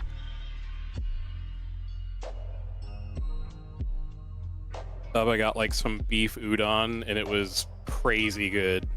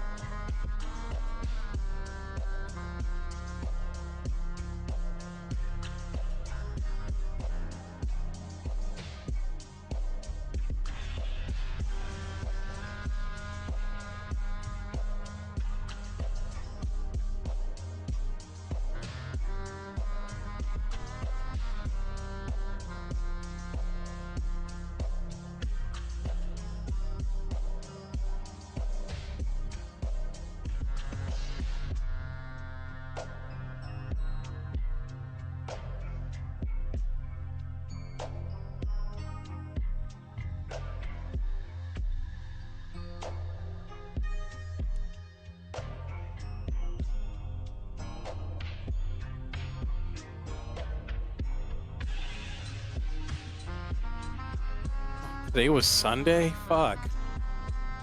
Yeah, it's now Monday. It's almost Monday for you. Fuck. I actually have to go to bed at a decent time now. Which is when? Like, I'll give myself 10 more minutes, which is bad, but I know. I had a fun, fair weekend with some friends, and then we had dinner today, and I got to draw fun stuff, but I have to get back to the grind tomorrow. I gotta be a good dog. Yeah.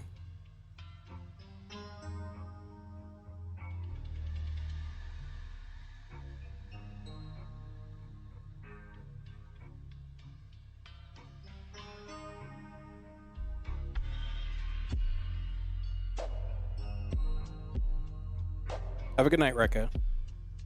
All right, good night. All right, bud. Have a good night.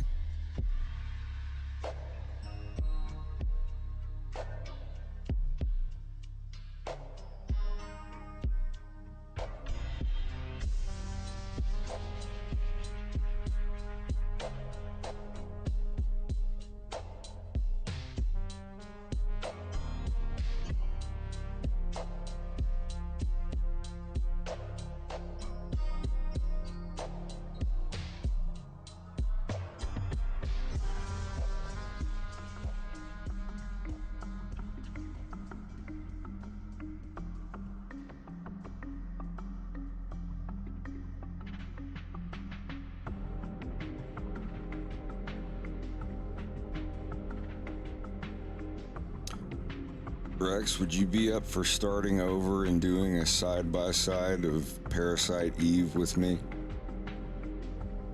I was thinking about Probably not tonight, but definitely. Oh, no, I don't mean to. Oh, yeah, when you just told me you're going to bed in 10 minutes. Let's do it tonight. Okay. Don't soil all over the moment. I'd love to.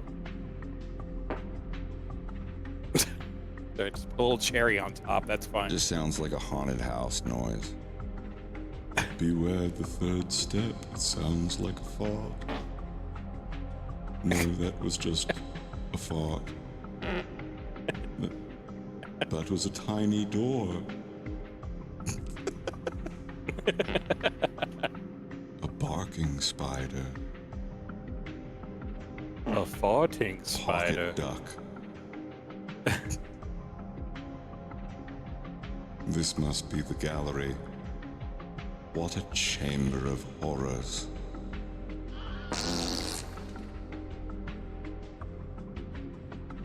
The chamber pot of horrors.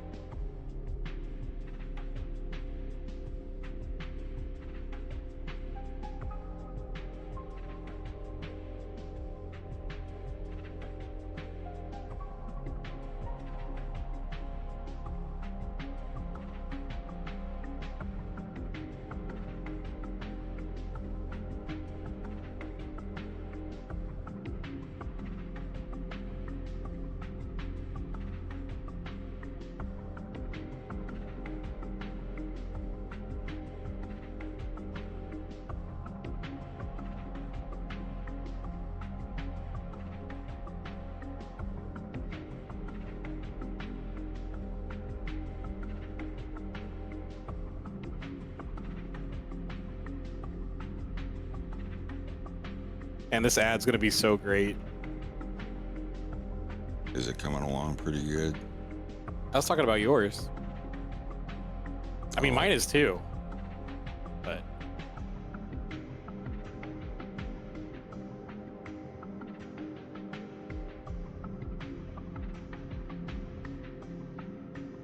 it's just so clearly trying not to be an ad. It's just genuinely really funny. Well, this part is when it gets to Wolf, like, doing a commercial in 4 different languages. It's going to be pretty addy.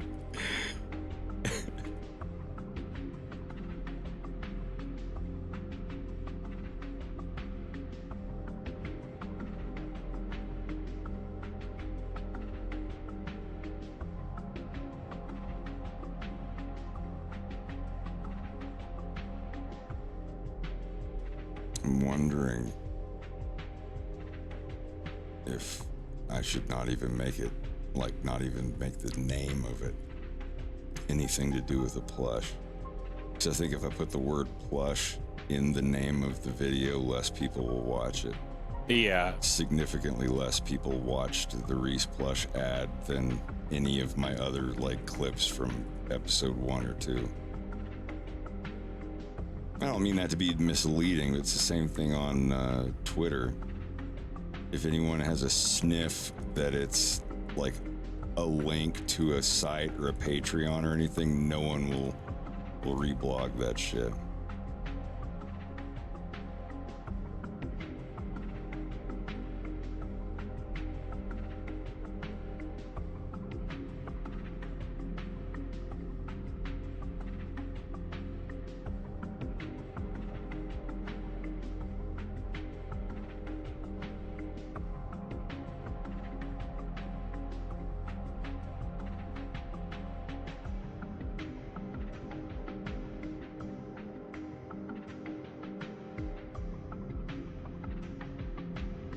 But yeah, I want to start over Parasite Eve. Yeah. I want to start over Police Knots too. It was getting so good. It was fun watching you play that.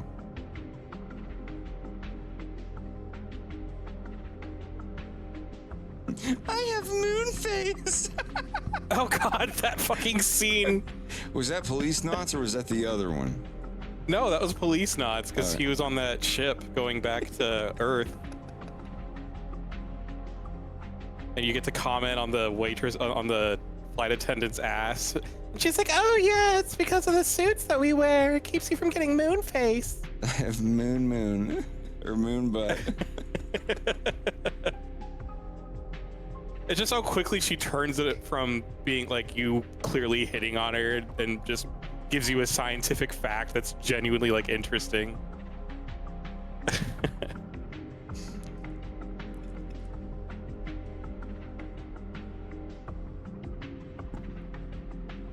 Because I want to finish that, and I also want to play, fuck, what was the other one? Snatcher? Oh, fuck. Snatcher. I want to play Snatcher.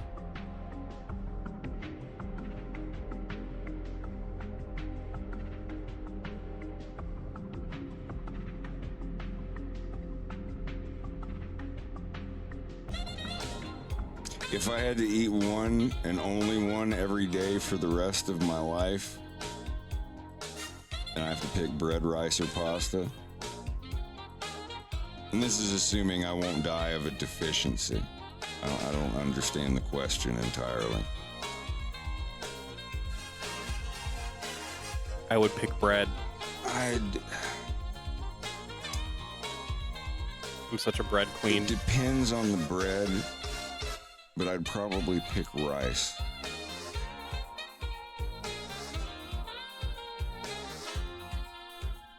I'm a simple man. Still a good answer. I mean, it depends. Like, does the pasta come with sauce? Does the bread come with butter? Does the rice come with soy sauce? If the answer is yes on all of it, if it's bread with butter, rice with soy sauce, and pasta with sauce,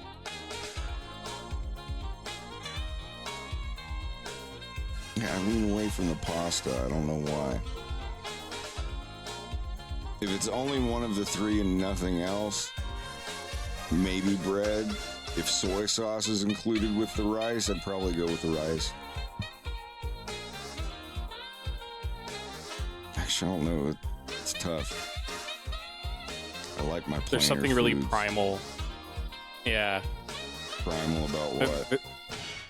Well, there's just something really primal about biting into a piece of toast that has like a good amount of butter, like right in the middle of it. Gives me caveman happy brain.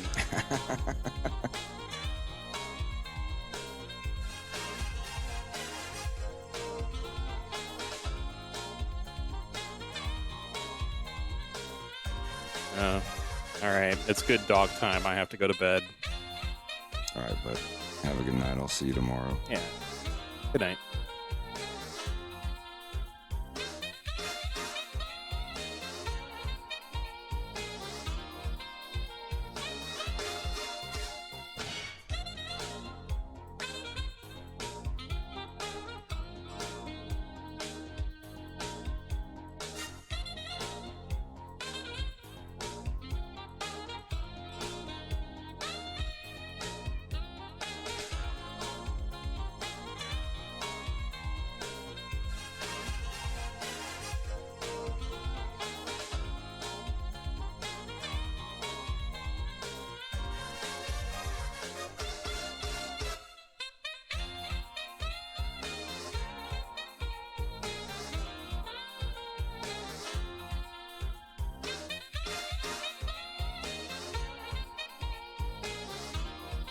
Would you rather have tape dispenser fingers or a bottle opener nose?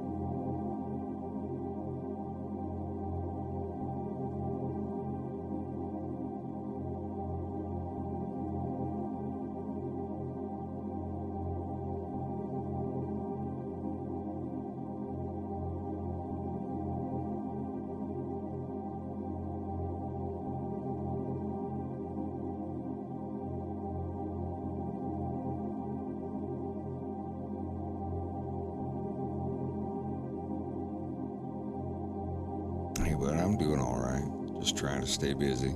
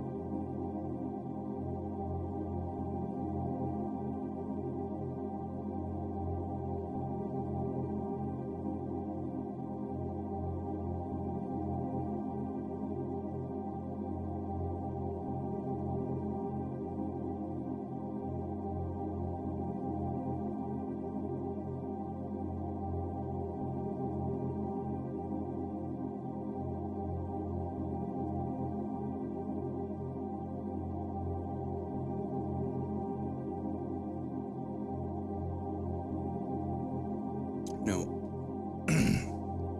It's still good. I love my Ember. I'm like, is it? It's on. Okay.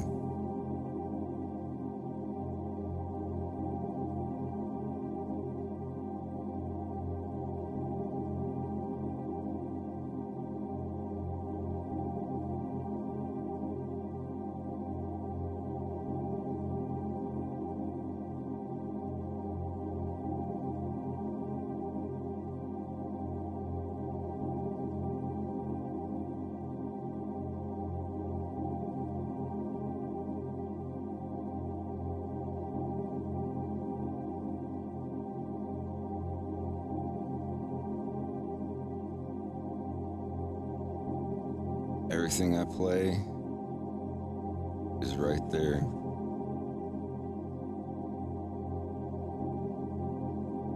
This is just an endless sample from FL Studio.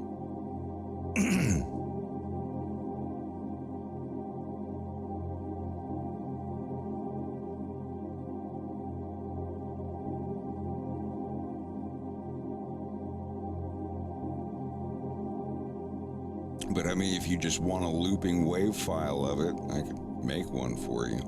But it's literally just holding down the F key on a keyboard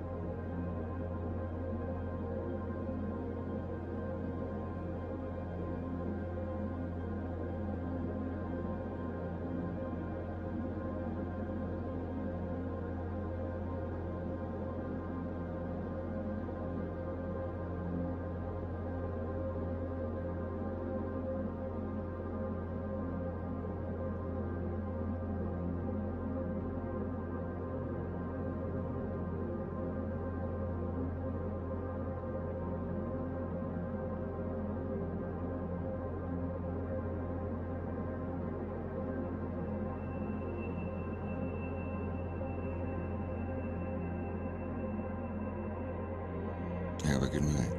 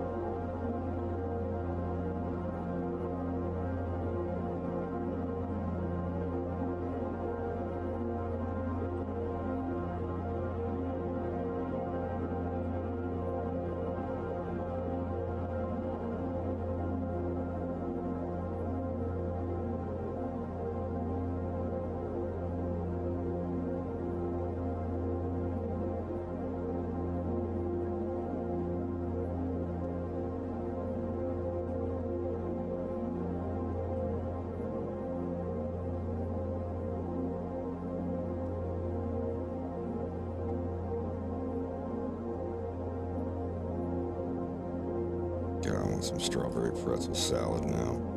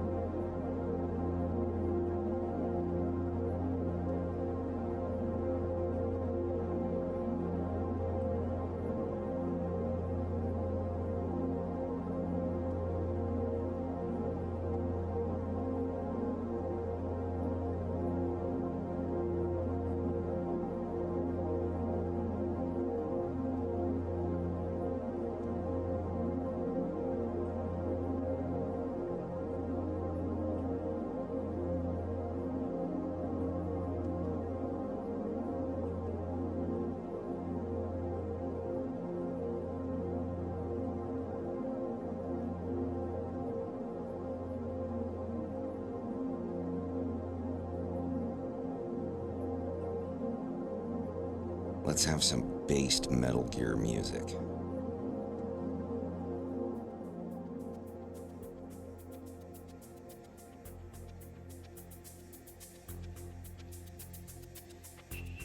Sometimes I really do wonder if I've drawn Wolf O'Donnell more than any other human being alive.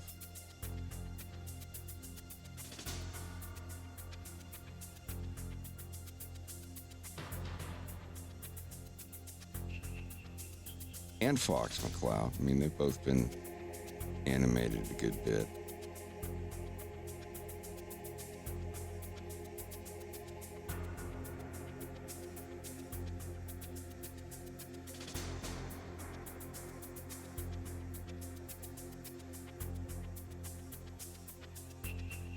I'm always curious.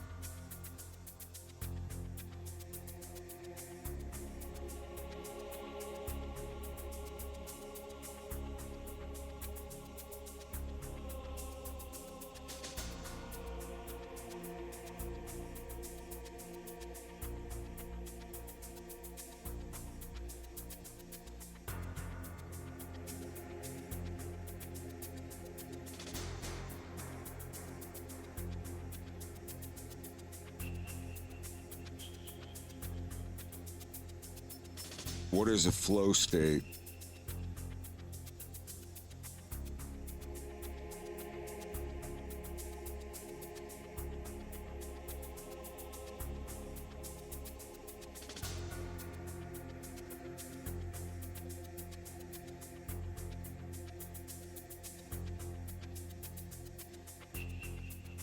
Oh, when you're completely immersed in a task or activity.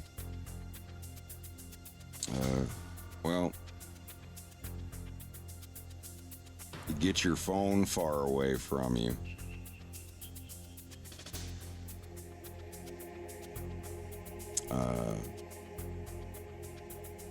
Have some good music playing. Drink coffee or tea instead of whiskey or Monster.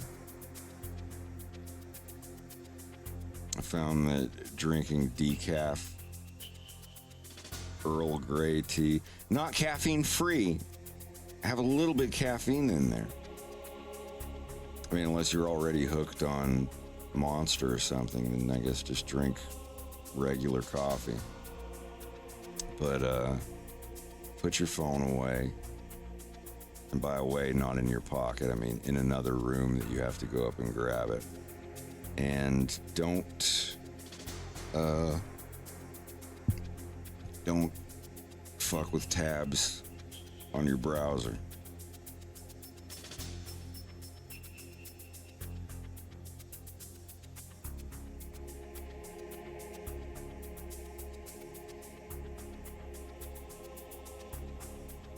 Biggest things in the world that'll kill you. And your creativity is getting in a dopamine loop. Doom scrolling or drama scrolling on YouTube or Twitter. Get away from that shit.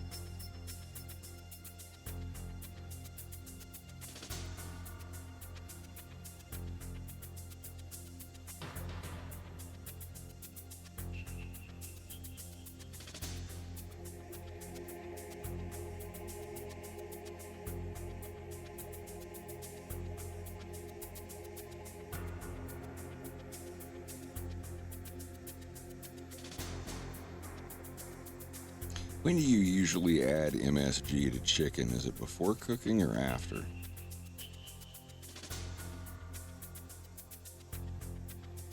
I mean, it's basically just concentrated salt. So if you want that salt flavor to really come through, you put it on after.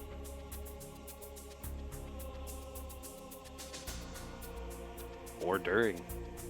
Although MSG tastes savory to me. It tastes different for, you know.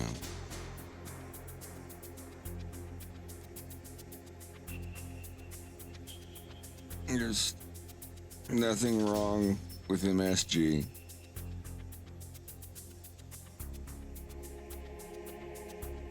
I mean, it's just like there's nothing wrong with salt. Everyone's like, oh, MSG, MSG. It was not. No, the whole like allergies to MSG, I think were proven to be BS unless you have like, what was that, like celiac or something like that? Celiac disease, gluten intolerance. MSG has 2/3 less sodium in it compared to table salt. Yeah. But what does it have more? But at what cost?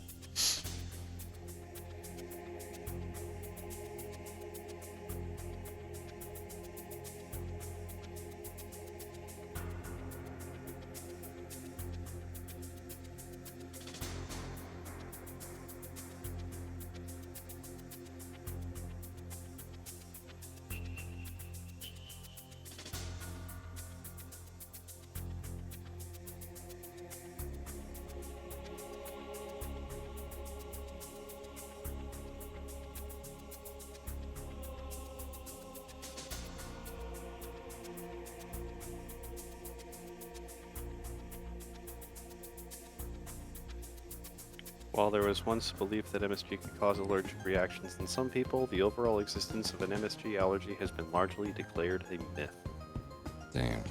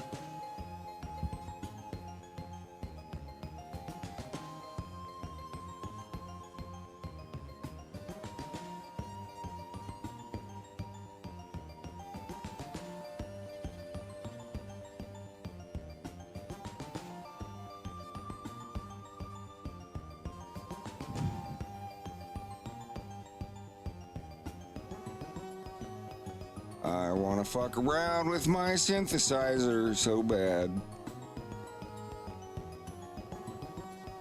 Hey, Parley, how you doing? I have a sound on my soundboard that says, "Hey, Parley."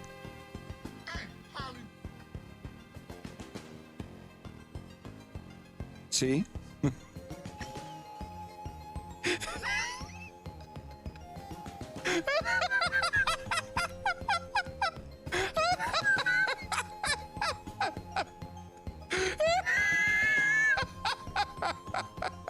Say it again.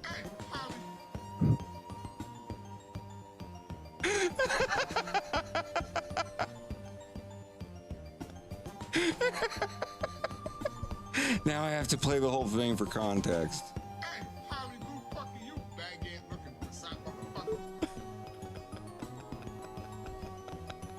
I apologize.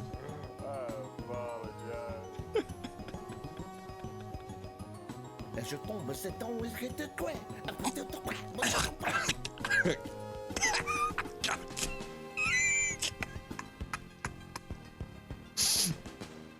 Ah, man. Many months later.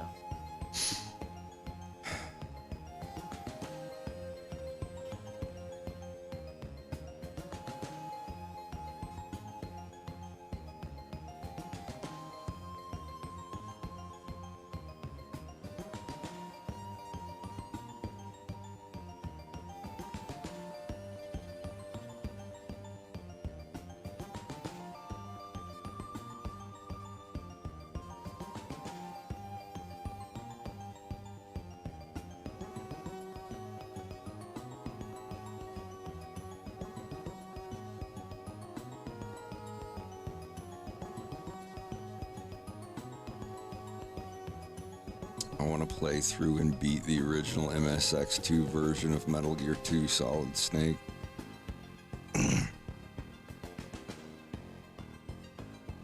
It's my favorite Metal Gear game of all time. I actually got to play it in the 90s.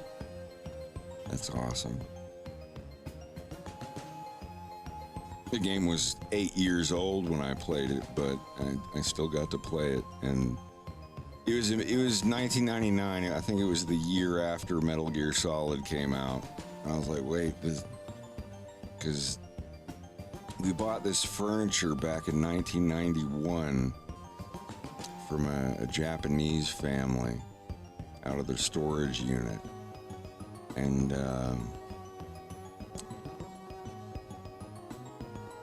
one of the dressers that we bought, it was for my room, and it had an MSX keyboard in it. I remember what it looked like from when I was a kid, and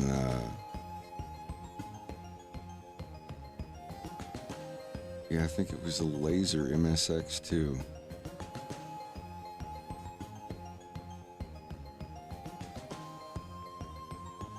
When did that come out?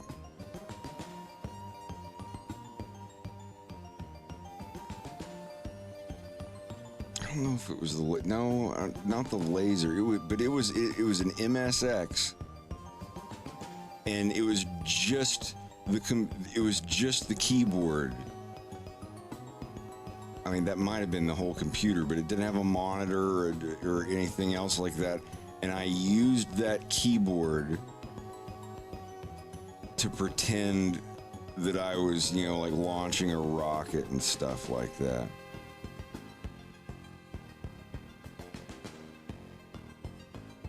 I don't remember if it was an MSX2 or MSX, but it said MSX on the keyboard, and it had a cartridge slot on it. I thought it was an Atari or something when I first saw it. I was like, no, what is an MS? And I never knew for years and years. And we threw it away. It sucks.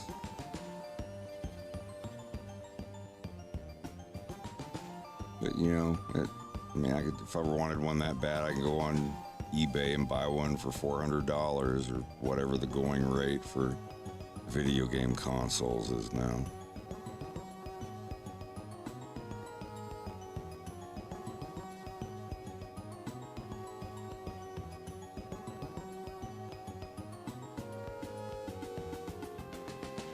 was we began second grade, so it was the year 1991 to 92. So it was summer 91. Because in fall of 91, we'd already moved and I was in that house. September 15th, 1991, I broke my arm the day before my 8th birthday. Right across the forearm, just snapped in half. Like if this was my arm, I fell against a brick wall in the cement. Like we had let me scoot this over. This was terrifying. This is the garage, but there was a brick wall here. My mom had this box truck, and I was carrying too many bags of groceries, as one usually does. And I was like, oh, Mommy, I got the groceries, and so good. And I hit my arm. My arm landed like this, and the middle of it just went like that. And I got up. I dropped the bag of groceries. I was like, oh, I fell down. And yeah, my whole arm was just pretty much like that. My arm got sad. I lifted it up. Yeah, it's like this is shoulder, elbow, foot. Yeah, and I don't remember much of it. I remember my elbow hurting because it, hit the ground, but holy fuck, when I got up off the ground and looked down at my arm, it was completely just, like shoulder, elbow, and then it was like that. Straight into wolf's mouth. I just remember just running up to my mom going,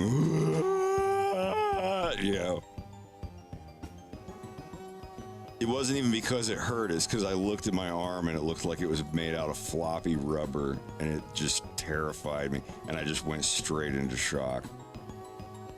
I remember I was out of my gourd. My mom was running every red light to get me to the fucking hospital. And Amanda, my sister, was in the car, or in the front with me. She was in the passenger seat. I was in the middle. My mom made me a newspaper cast. She made a cast for my arm out of newspaper and made me hold it in there while she spit. She just blasted off to the fucking hospital, Lakeland Regional Medical Center. I wonder if those records exist. I wonder if there is an inpatient or in the ER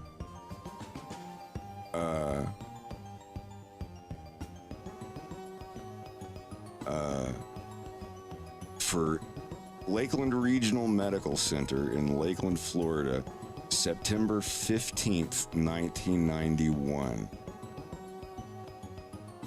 There's a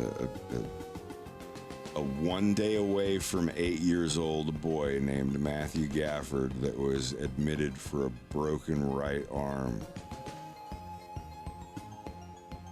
I only remember the day because it was the day before my birthday. I remember that. It was just like my tonsils earlier. I don't remember when my tonsils were taken out. It was, obviously it had to be after Mario Brothers 3 was released.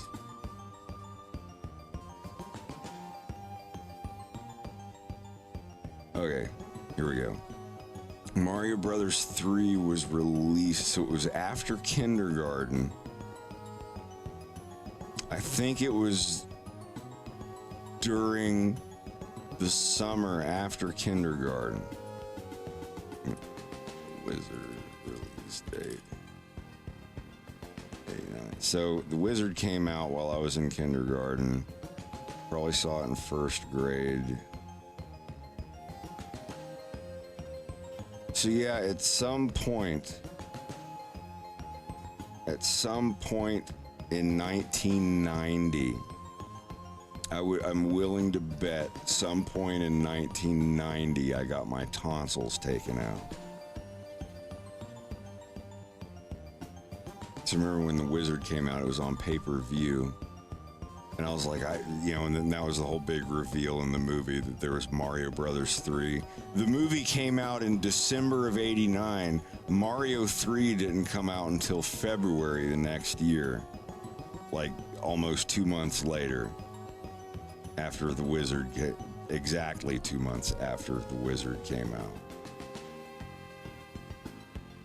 So like people see that in the movie and they're like, whoa, what the fuck? Whoa, Mario 3? There's a third one. Oh, jeez. Anyhow. No, just like if someone was given the task of making a decent movie about a kid that plays Nintendo games, yeah, The Wizard is great. It's absolutely great. I loved it. I loved it when it came out. Me and the fellows watched it not too long ago, like about a month or so ago, and it holds up. It's a good movie. It's a, people can be like, oh, well, the guy, funny YouTube video game commentator guy said it was dumb. Well, that's fine. Vintage critic guy said it was stupid. Like, nah, like, I like it. Compared to what? Compared to like the masterpiece movies that are coming out in 2024? Pretty please.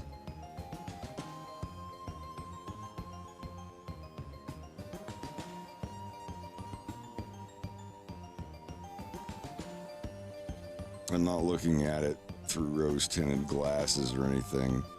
I go back and watch stuff that I watched when I was a kid to see if it holds up. Some of it doesn't. Some of it's pretty embarrassing. I'm just like, oh yeah, this was an ad for an action figure. They made this cartoon to sell action figures. All right, that shit happens. But no, I honestly think The Wizard was a great movie. About an autistic kid without saying that it's a movie about an autistic kid.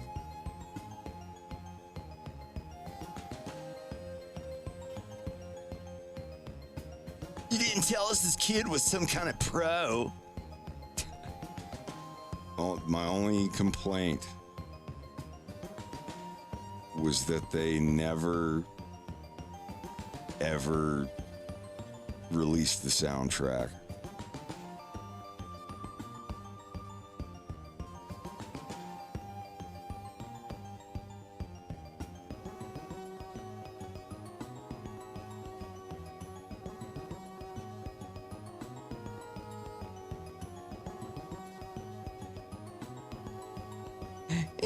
You touch my breath. So you touch her breath.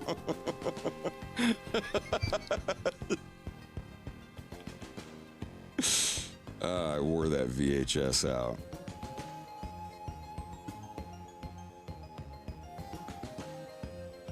I remember watching that and the big reveal of Mario Brothers 3. I say I could have sworn that that game wasn't even out yet.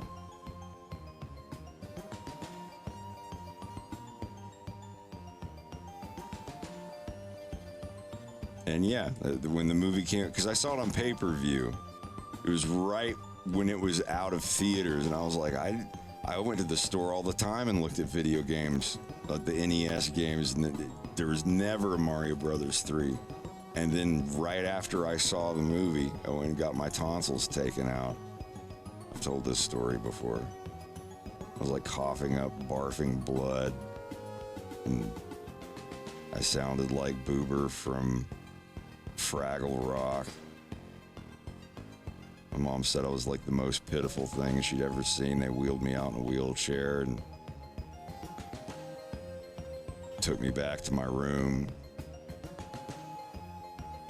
and in the hospital room. I remember after I got to eat a lot of ice cream and Jell-O, and they had an NES there with Rampage and Balloon Fight. I don't remember any other games. I played those two because the others I'd played before. I remember that there was Rampage and Balloon Fight. And the morning that I woke up and I was all, like fucked up, barfing, coughing up blood and everything. My mom was there in the hospital bed with me, just making sure I didn't like choke in my sleep or some shit like that. And she was like, "Baby, you want anything in the world when you get home and it's yours." And I was just like, "What are you gonna get me for Mario Brothers 3? She's like, "It will be at the house when you get home." And sure as shit, there it was. Came home still like half doped up. This is like, "Oh, it's Mario Brothers." Like, my voice sounded like this. It's like, yes. Like, if you see the Fraggle Rock cartoon, the one with the beret that covers his eyes, he's like, "Oh, it like sounds kind of like Kermit the Frog." I sounded exactly like that. But, yeah, that's how I got Mario Brothers 3. And then, yeah, a year later when I broke my arm, the day after I broke my arm, or while I was in there, same thing. My mom was like, "What do you want for your birthday, sweetie?" And I was like, "Can I get Mega Man 2? She got me Mega Man 2. And then later that year, I got Mega Man 3 with my Christmas money.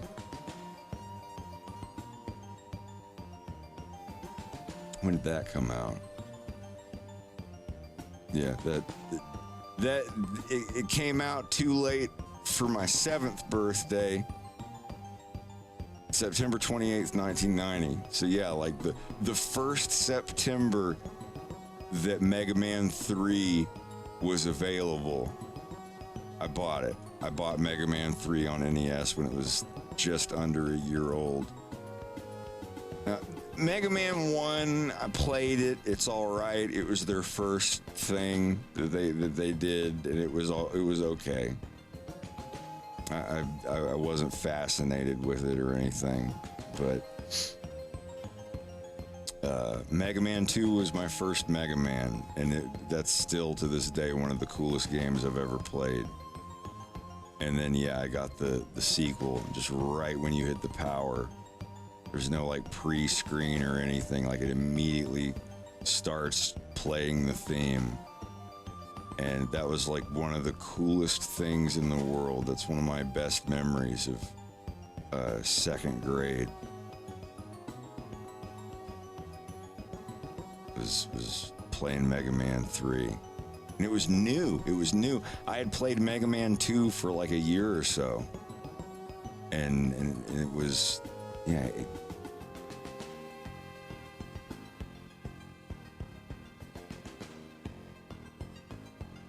was such a cool game.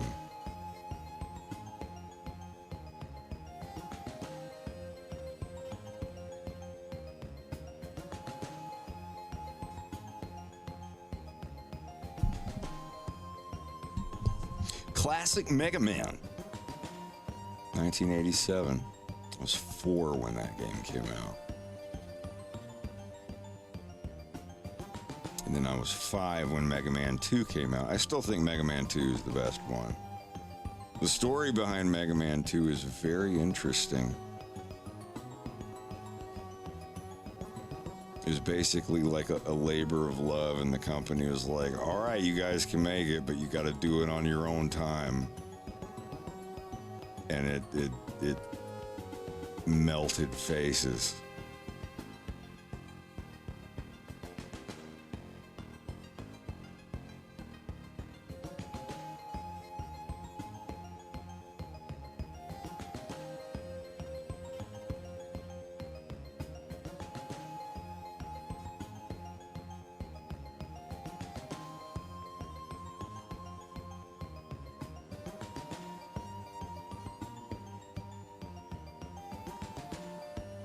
Man, I wish I had some more of those Ukrainian dumplings.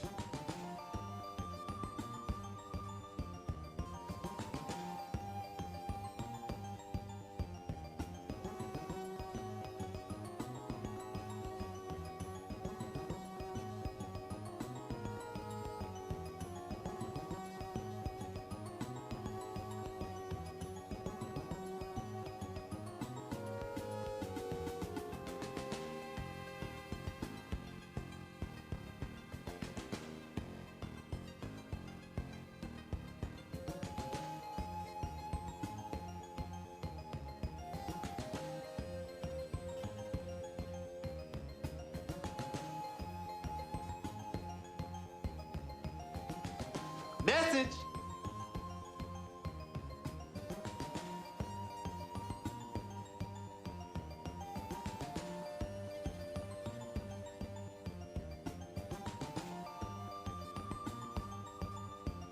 What was that Mega Man-like game that got a GoFundMe and it turned out to be a shitty game when it launched? Was it Crazy 8 or what? Not something sounds like Crazy 8 or Wild 9 or whatever, but Mighty 9. Is that what it was? Mighty number 9. I don't know, did they ever fix that or did it remain a turd?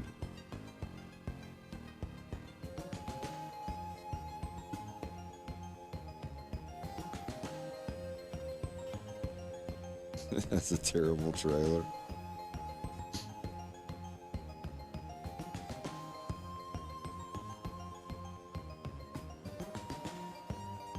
That's another thing. I don't want to work on one game for 10 years. It's like those poor dudes that have been working on, that are probably going to work on 7 Days to Die 1 until they die. 7 Days to Die is one of my favorite video games in the world, but holy fuck, they should have made 3 of them by now. I don't know, I think that, I don't think anybody, like World of Warcraft, holy fuck. I know people that have played that game for literally 20 years. It's whatever. I'm not judging, not hating anybody. But I don't know. If I played someone's video game that long and also still paying monthly charges for it, I think they should pay you if you've played their video game nonstop for 20 years. Or if you've had an account for 20 years, you get to play the game for free. Shit's crazy.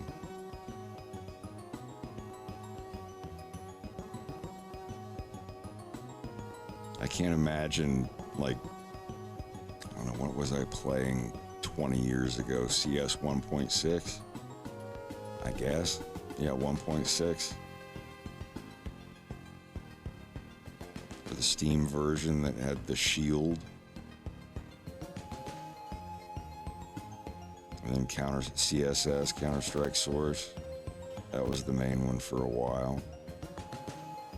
God.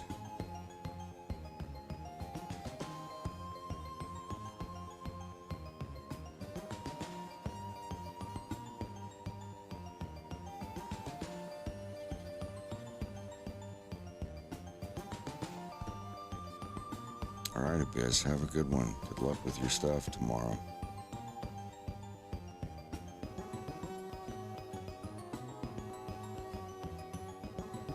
Or today, depending on where you are. If I made a game, what would I make? I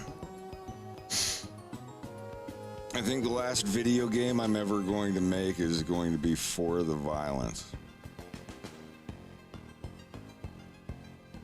I used to make video games all the time. Even when I was like 10, 11 years old, 1994, we got a computer in 1994. And I learned Visual Basic on it when I was like 10 years old, 11 years old. I made little side-scroller video games in Windows 3.1. I still have one I made from... Fuck. 18 years ago, but it only works on Windows XP. You'd have to have a Windows XP virtual machine updated to Service Pack 3. It's just a little tech demo I made. I've made side scrollers and video games and shit years and years, even back before I was through puberty. I was obsessed with making side scroller and top-down 2D video games. Well, if I make a video game of the violence, it'll have a submarine aspect to it for sure. But it's if I make a video game, it's going to be weird.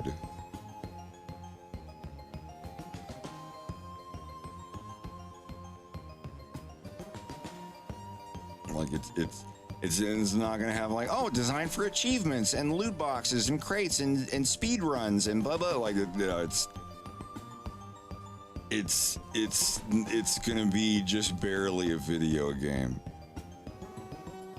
at the beginning. At the beginning, it's more like Shenmue, where you play as characters walking around just talking to people and interacting and going through your mundane life. And then as things start to come together, more aspects of the game come into play. And, you know, you might go 4 or 5 hours in the game without any kind of danger or anything. It's very weird. It would be like more of a story-driven thing, but then there would be certain parts of the game that, like later on, when you're start getting into the characters' later story arcs and they actually do get into dangerous stuff and action stuff, it's wild.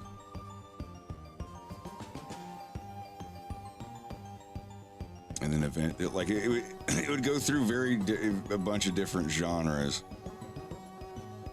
and then the bulk of the game would probably be like a Symphony of the Night kind of game. And then things would go on, and like I have the ideas, but I won't be able to do any of it until I get a team. So I can't just tell everyone on Patreon, hey, I'm not doing animation anymore. I'm getting back into video game programming for the first time in 18 years.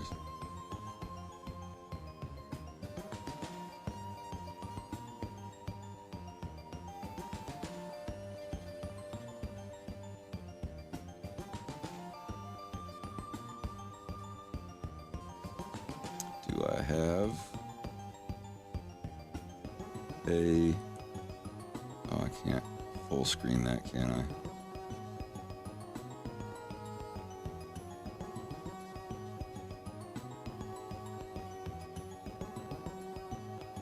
Oh, when will they fix this?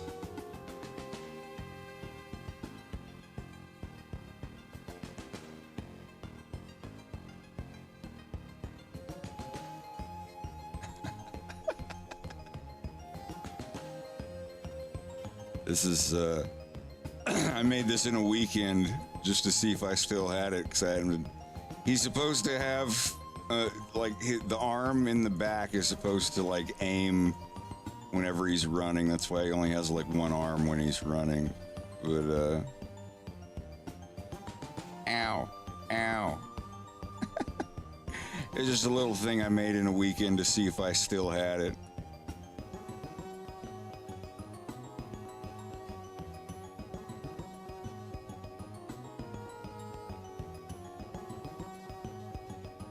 I just got bored and was like, can I still do a side-scrolling game the same way I used to? It's got like the double-layered background. But yeah, like this is how every one of my video games started. A monochrome invisible image that determines what is collidable and what isn't. You see Fox like going up and down slightly there. It's not just a flat surface.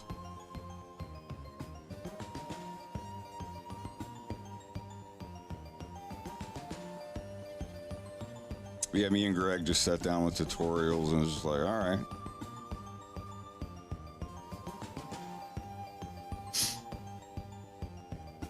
I I made a couple Star Fox games back in the day, but they were just like adventure games.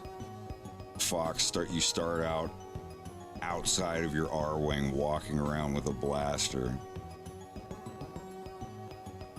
And then 5-6 years later, they came out with Adventures. God. I've been streaming since 2010. Livestream.com was the first website or program that I used. And I streamed on and off through 2010, 2011, 2012, 2013, 2014. I still have recordings of some of my streams from 2013 and 2014. God, I sounded like such a hick. Hey everybody, I'm back on stream. It wasn't that bad.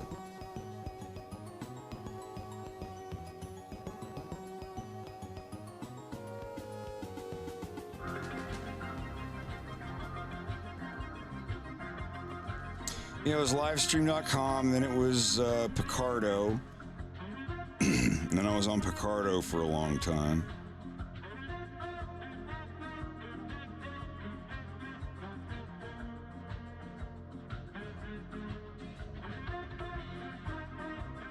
And I gave up on Picardo because I only got like 20 people watching me. I moved to YouTube.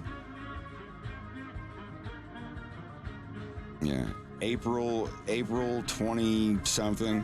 I want to say April 25th, 2016 was when it was like within a day or so of the Nintendo Star Fox anime, which I thought was kind of funny.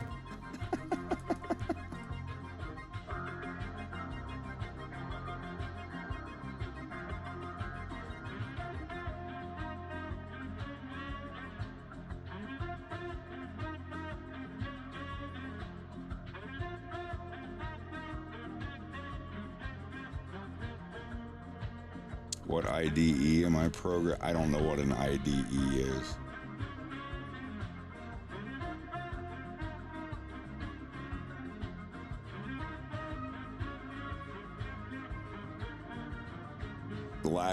The last program I used to make a program was Game Maker Studio 2 or Game Maker 2 or whatever. But it has its own integrated development environment. Yeah, I still don't know what that means. I mean, if you're like if you're talking about like what like Visual Basic or whatever, everything I made was in Visual Basic using DirectX and Basic Windows API. I opened up Game Maker Studio a couple years ago with my husband to see if we could make a little weekend game demo thing, and it worked. But it was like, yeah, this is great, but I'm working on Fox in Space Episode 2. I don't have time to make a video game. And I know it had its own like tile-based engine and everything. I used none of it. I made my own giant image buffers with the sprite sheets and everything. Designed my own tiling engine and my own collision engine from scratch. Like that stuff was always available when I was younger. But even when I was like 12 or 13, they're like, "Oh, you use this, or have you tried RPG Maker, Game Maker, and all this stuff?" And I was like, "Nope. I want to make my own engine." Ah, my throat. Excuse me.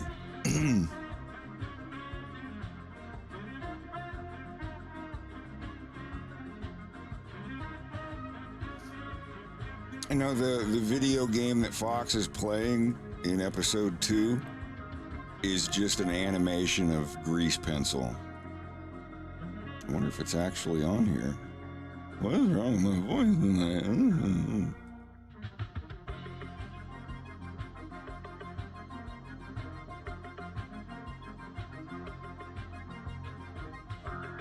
The violence video game .blend. Is this it? Hey, there it is. I knew I had it somewhere. Go, little dude.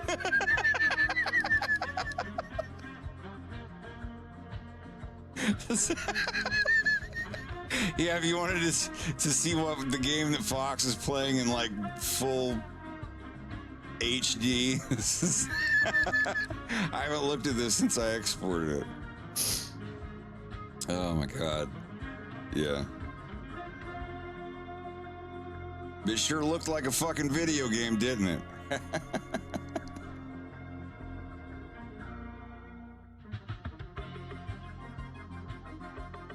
Damn. Not too bad.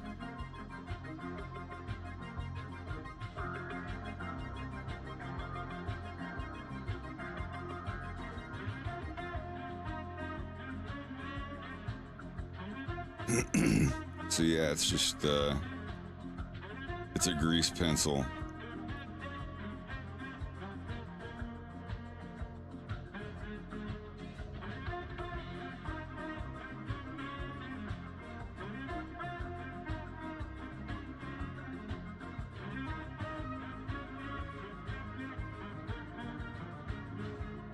With a mask over.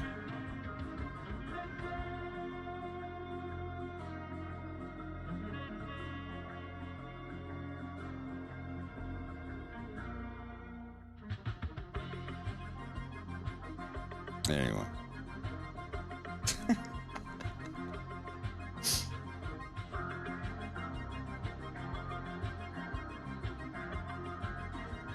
Yeah, I would, you know, there's a lot of stuff I could have added more to and not made it so looped, but, you know, it was almost 7 years. I needed to get it out. I needed to cash that check. Request a ceasefire for...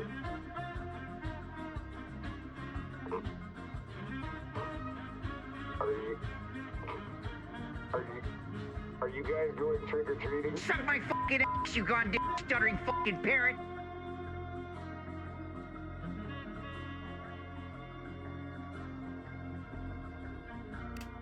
Are you... Fuck off! Are you guys going trick-or-treating? Are you guys going trick-or-treating? Are you going sucking? Are you going sucking?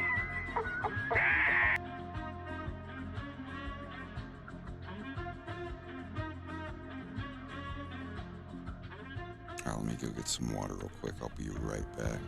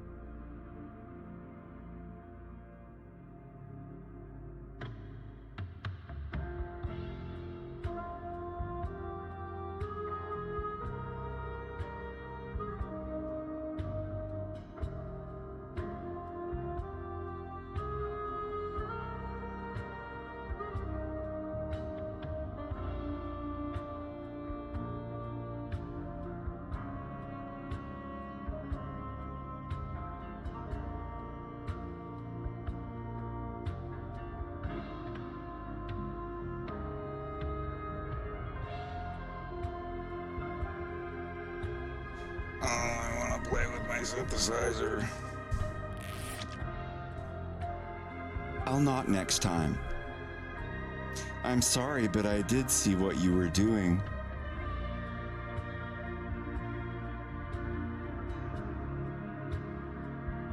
That was like a fever dream. Hey, I'm just over 500 followers away from 20,000. That's not too bad.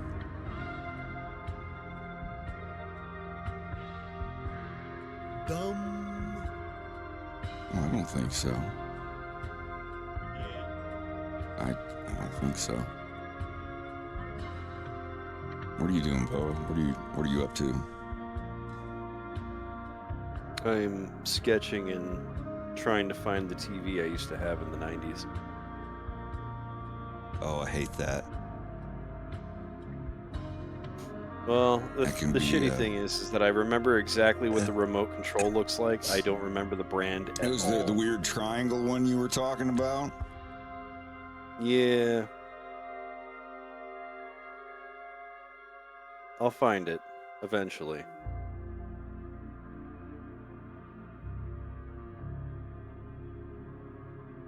Just trying to remember when exactly I got that TV too. Like, was it 93 or 94? I'm not So what do you mean it was triangular, like a Toblerone?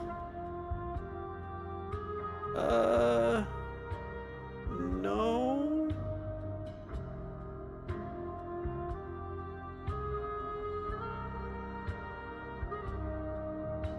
Like the actual shape of it was just a triangle. Well, here, let me sketch it.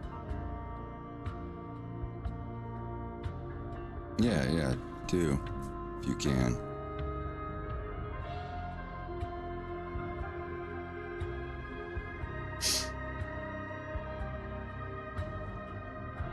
I remember my aunt had an old TV where the remote for the TV was actually connected by a wire.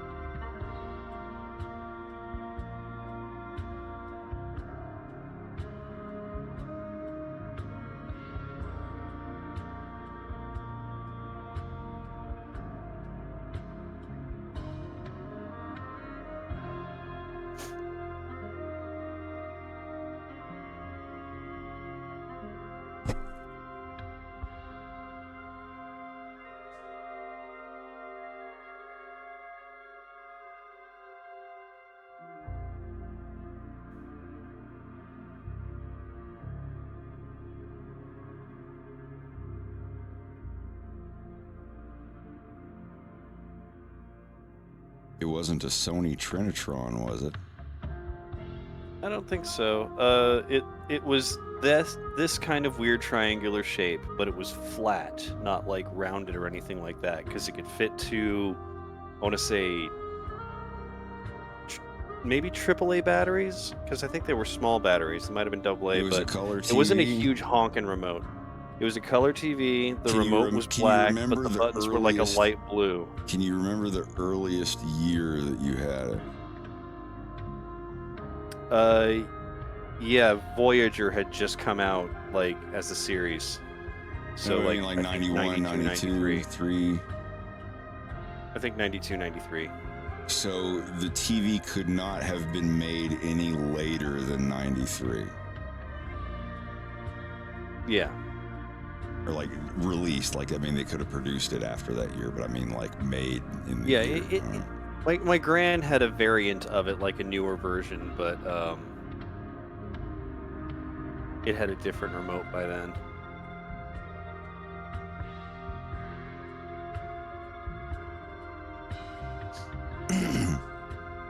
It was very simple. It only had like the few buttons, the power on the top, then I think the little small one was the mute button, then the volume or channel up and down, and then below that was volume up and down, and it was just a very limited remote. It didn't have number input that you could put in for the TV. And it only had like 6 or 7 buttons on the front of it. Yeah. Let's ask. Let's consult everyone. I think that anybody. This is what he drew.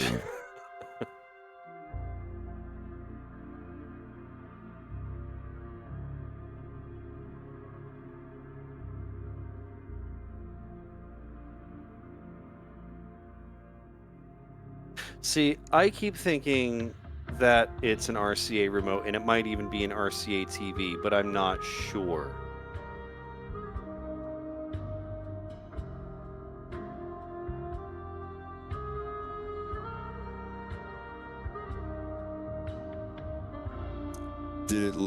Were you looking on stream? I'm looking on the stream. It wasn't this one? No. So it was I distinctly remember the buttons were a weird. You held it was with the big definitely the other side way. up. Yeah. Okay. And the buttons were blue. But it was this shape though, right? A lightish blue. Just up, not upside About down. that shape, yeah. Exactly. Okay. Yeah.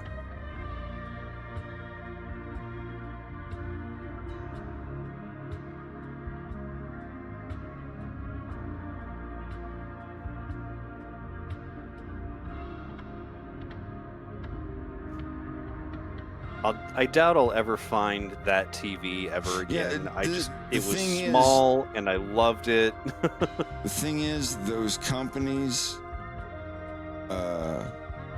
they make they'll make a run of TV models, and then a month later they will re-release the same fucking exact model TV, but all the buttons and shit on it will look different. It's like the late 2000s YouTube.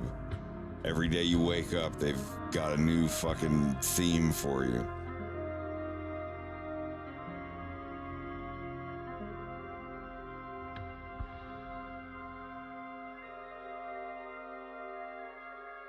Yeah, I don't know what to say.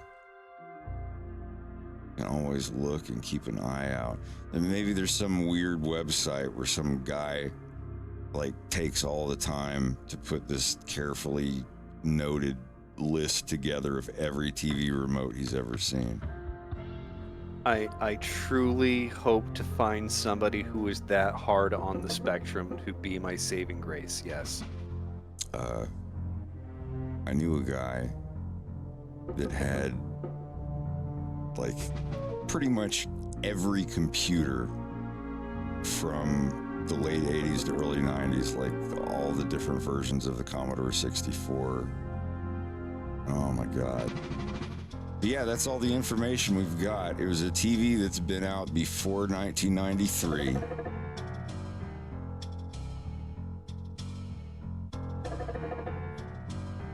That's where I first heard someone refer to the TRS-80 as a trash 80.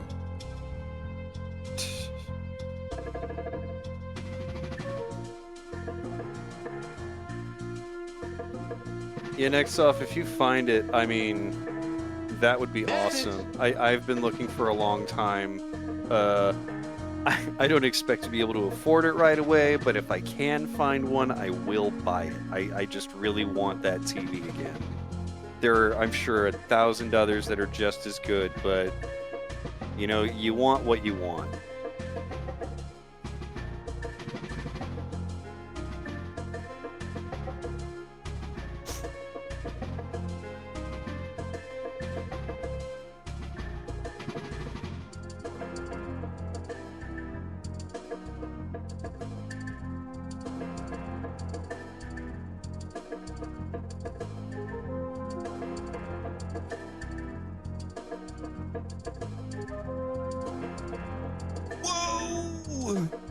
Someone's got my Durabrand TV, the one that I've already got.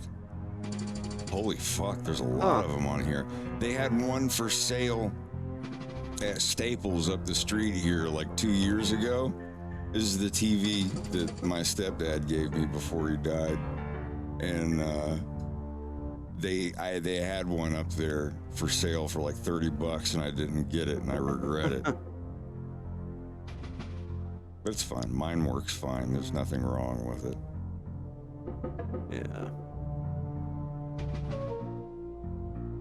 But anyway, like maybe we'll eventually find it.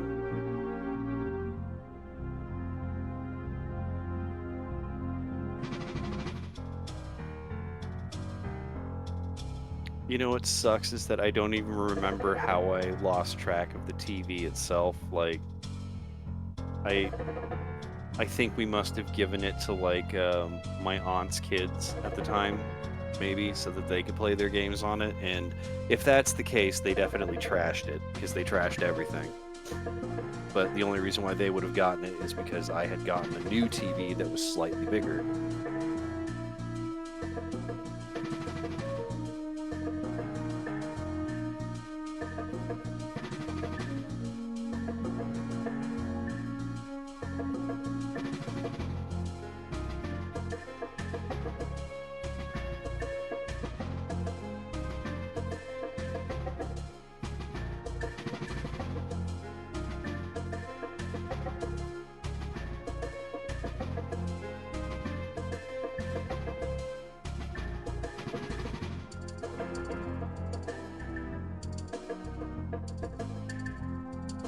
One thing that we're going to look back on and say that this was the beginning of something horrible, if these are real videos. You've seen these videos where they can read someone's brain and kind of get a song that they just listened to out of it, as well as visuals, just kind of very garbled, but it's very discernible.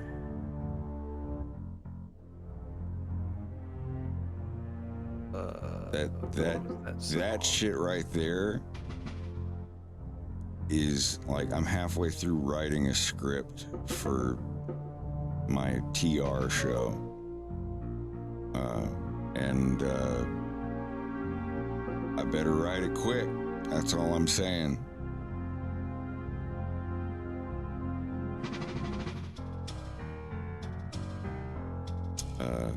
Yeah, because we're headed toward people just being able to like scan something on your brain and be able to tell exactly what you're thinking of, down to numbers and birth dates and oof, man.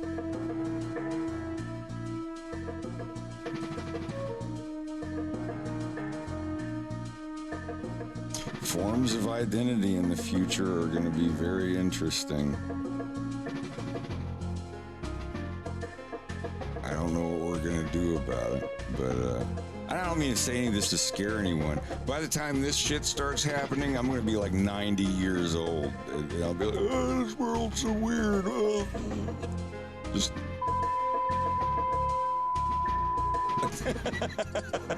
gone. Oh, no, if the world is getting like more and more wild in that direction, I'm too old to adapt to it. I hope it doesn't get that far. Robots flying around your house, scanning your brain for any good ideas you might have come up with. What were you saying, Bo? Yeah, I'm trying to, those drones, like, yeah. Anyways, thinking about things flying and scanning your brain, drones. Anyways, no, I was watching a video clip thing on YouTube with Drew and Ty, and this video popped up where this girl was showing a bunch of things and she kept saying dupe or something after it, and I'm just like, is this some kind of new slang? Is this some new lingo or whatever? What are kids saying these days? And it just was the moment of me just being like, yep, I'm old now. Not like old, but like old enough to just like there's such a gap between understanding what people younger than I am are trending with saying now.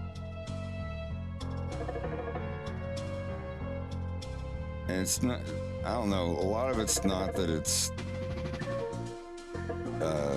new slang I just get so much. like, why? It's more just the difference between how you talk online and how you talk in real life is getting smaller and smaller. I feel that's what it is. That may be it.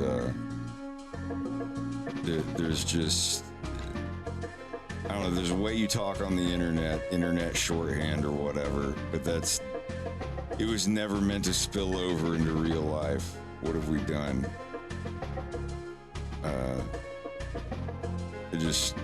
The first time I heard someone say LOL in real life, unironically, it was weird. Because we never said LOL, we said LOL, and the only time that we ever said it was when we were making fun of someone who might say something like that in real life who didn't know how to laugh, so they would just go, LOL, that was really funny. And that was like a joke for the longest time, and then we actually heard someone go LOL or LMAO. And this isn't judging anybody. Like, I have friends who say it or whatever, but it was it really rattled me.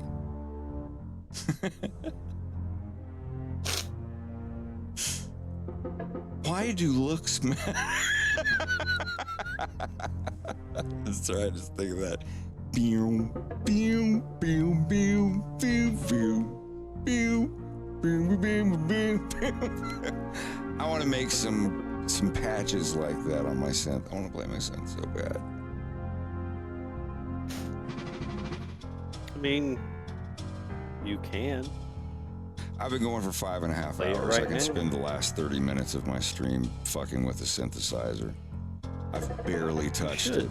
I've barely touched it. Honestly, most of the time, yeah, fuck it. There's my bookmark. Anyone ever wonders why I draw a star? It's just something blatantly, obviously not supposed to be there. So if I open up the file and, you know, it's all zoomed out or whatever, you know exactly what you're working. Is that a shortcut for... Oh, wow.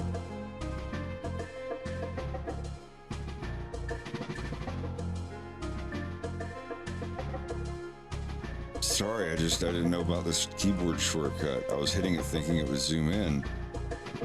But anyway, yeah, like if you're out over here, you're on some other frame, like over here, and you load the file, and yeah, let me just do it. Save. Now I'm gonna load that file back. It's like, oh, I just woke up, I got a shower, brush my teeth, turn my computer on, I'm gonna work. Okay, what was I working on? Where are all these done? What do I... And there you go. You see that little flicker of a star there? You're just like, whoa, that's not supposed to be there. That is the frame that I left off on. It's a checkpoint, if anything. So that's exactly... Where is it? 2, yeah. Frame 2.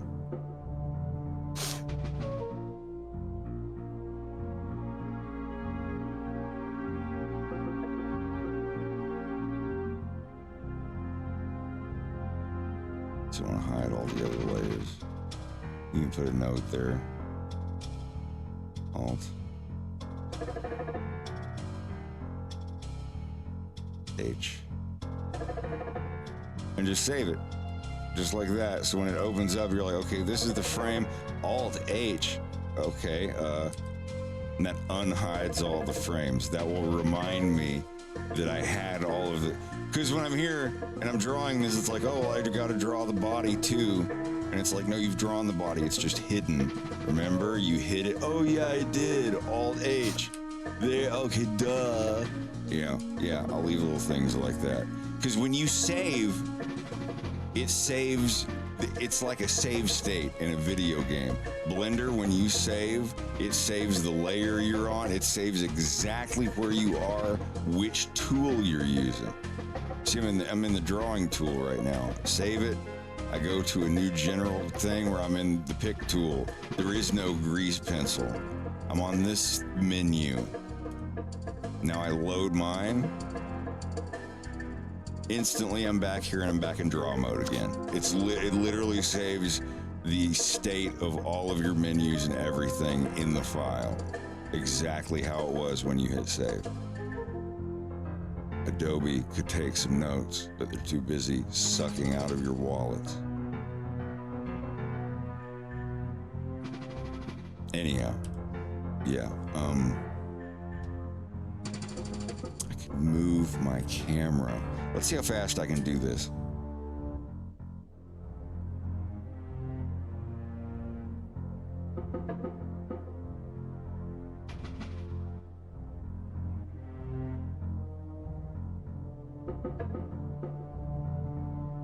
Yeah, I'm gonna have to switch over. One sec.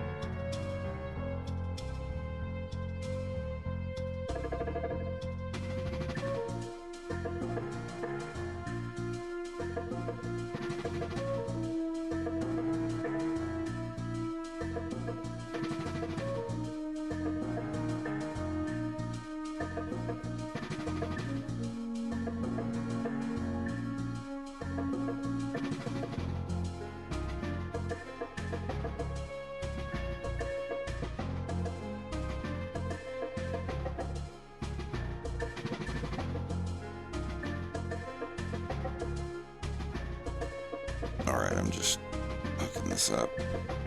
I'm hooking it up.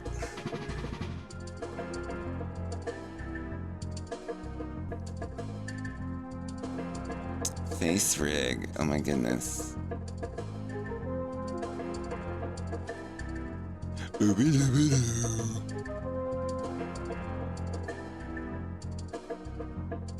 That's creepy.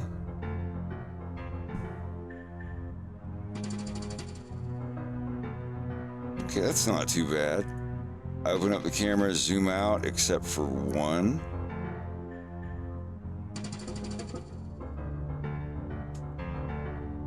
Yeah, let me turn myself off here.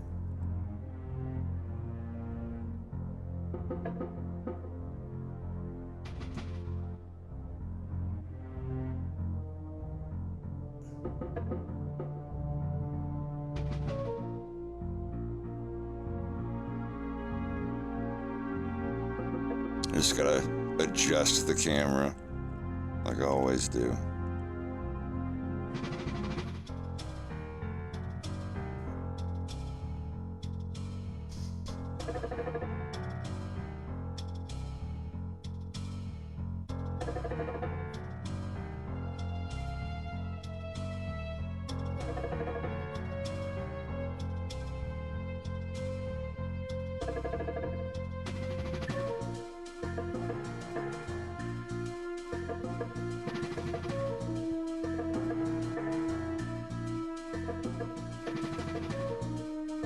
I wish it wasn't backwards.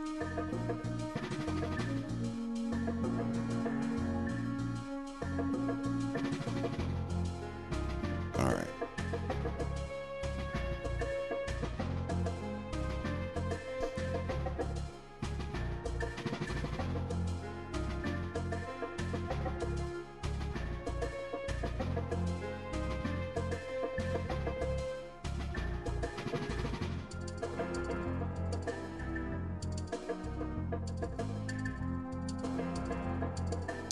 Window capture.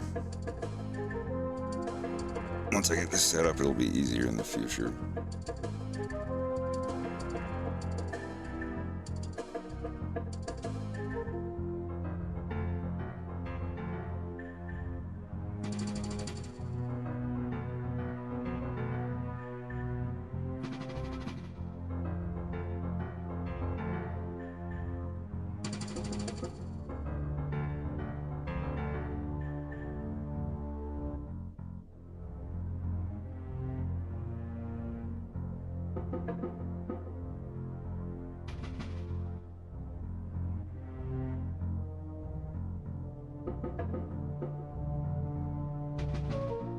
There we go. And now, how do I mirror it? Transform. Horizontal. Do it. Is it here? No. It's not it. Hold on. Wait, wait. How can I also...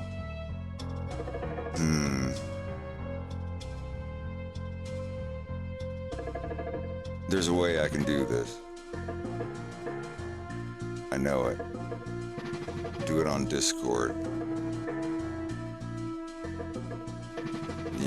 Yeah, okay. Just a sec. So that means...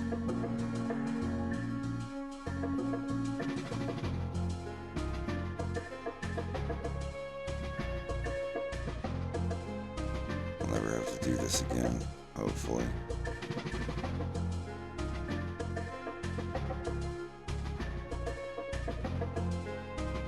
Virtual webcam. So I won't be tracked. But you'll be able to see the piano. And I will have to... Yeah, there we go. Pop out. Full screen.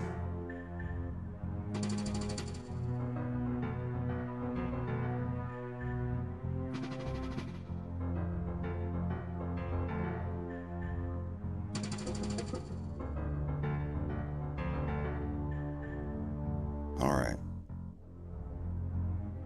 It's flipped. My yin is on the screen. You can see. You see my hands. You see my hands. My hair goes up and down in my arms. Where am I going? I can't tell if I'm going up or down.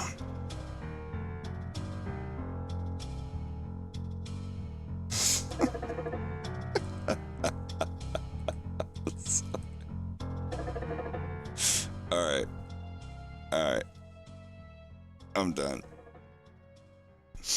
Am I going to bed soon? No. I've got another 3 or 4 hours. So this is the Polybrute 12. Oh, did my MIDI die? I think my MIDI died. His MIDI bud. His witty bud. Is this still not working? Oh boy. Hang tight.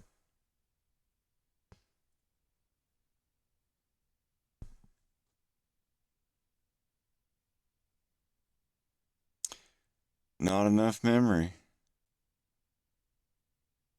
Come on now. There we go. We're here. Echo. Okay. Bacon and crackers. I would like some bacon and crackers.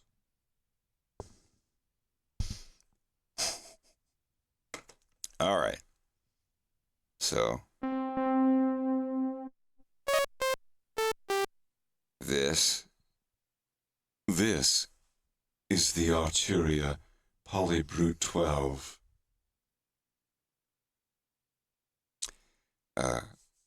I'm still kind of figuring it out, but I'm going to try to play different stuff tonight instead of just the same shit I was doing the last time. So an initialized patch. I can walk you through it. I know it won't be very... I can make this bigger. I can do it big. Is that going to scale? That should be a little bit better. Also, we usually have a little friend with us when we do the synth night.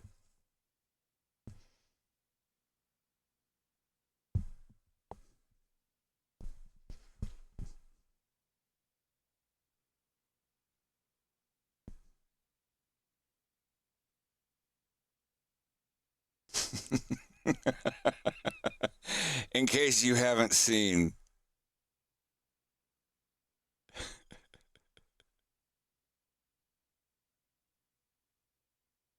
he will be available soon.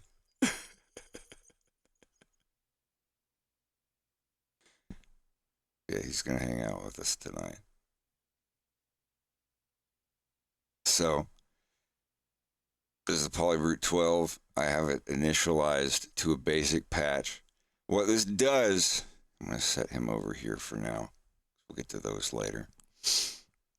What that does is it's just the default 0 for everything or max for everything. Just the most simple, unedited sound that you can get on this, a sawtooth wave. That's it. That is the default setting. That is the synthesizer equivalent of a blank canvas, if that makes any sense. But when you make a sound on here, when you make a sound on any synthesizer, usually the order that you go in, you have 2 oscillators. An oscillator just makes a sound. We have one going right now. That's this. This is the volume for it here. And then we have a second oscillator if you want. It's 2 different buzzes going at the same time. This one. That's the second one. This is our original. I'll keep it at C3 for now. So.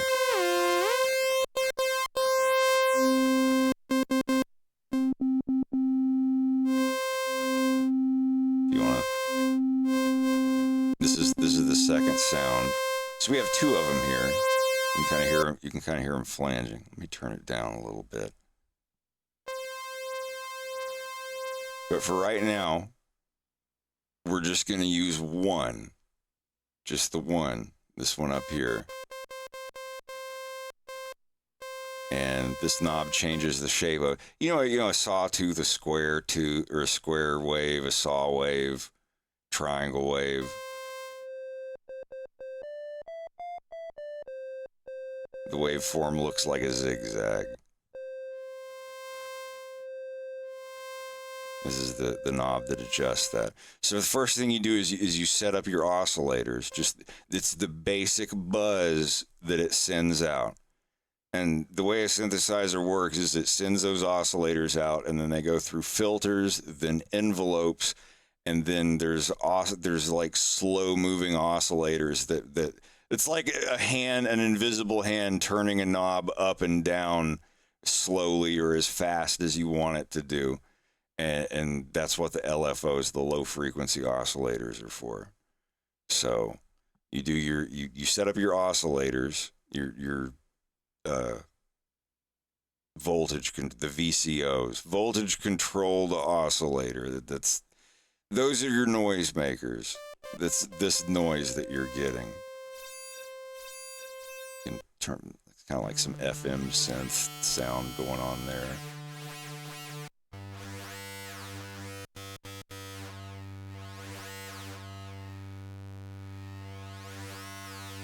Sounds like something out of Dune. But anyway, we'll leave it simple for now.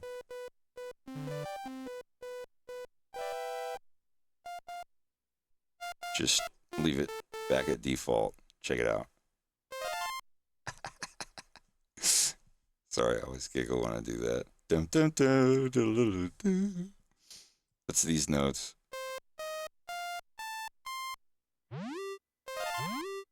Now, speaking of Star Fox 64. Hello, Adam Bryce Thomas and friends. We're doing some music stuff. I've almost been animating for 6 hours, so I'm going to spend the rest of the stream messing with this synthesizer I got.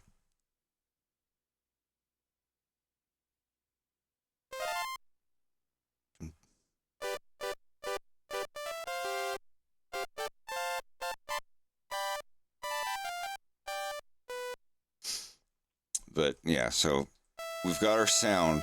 The next step that it goes through is your mixer of like what level do you want it at. Yeah, you have a noise. You want to add noise to it. It's just static. And then you go to your filter, whichever filter it's using. We'll use this top one here.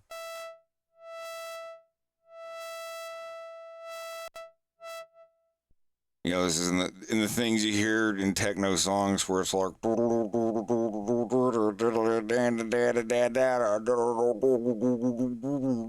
that. What that is, it's just a filter cut off. It's not just turning the volume down; it's muffling the highs. See, this sounds different than this. Not just louder; it's muffled. And you got your resonance.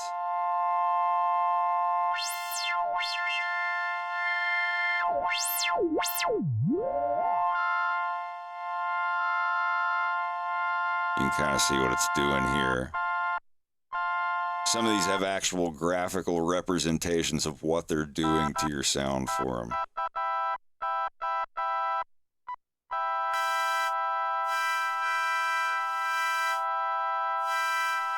This is the Steiner slope. I don't know exactly what it does, but you can see what it's doing to the waveform when I turn the knob.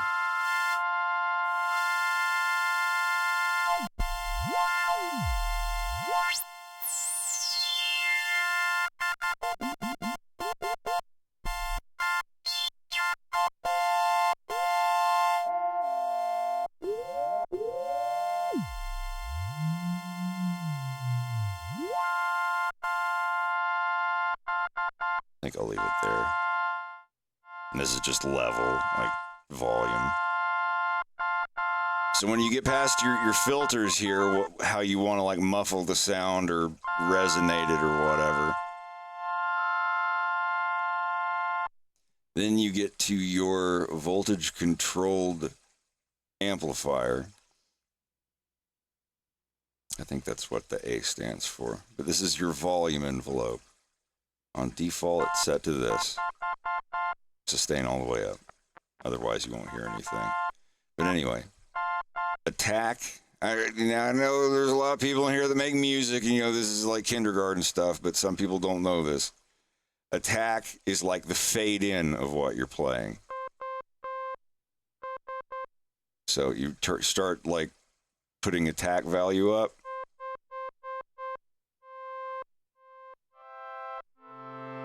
It's a fade in. You edit movies, crossfade, audio fade in. That's you can see it happening here on the screen. That's so great. It shows how long the fade in before it gets fully sustained.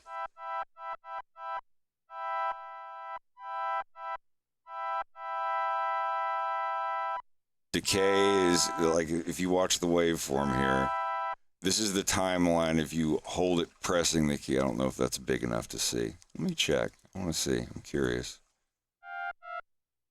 Okay, yeah, you can see it. You can see that, like right here. So this shape is the volume going from left to right when you hold down the key.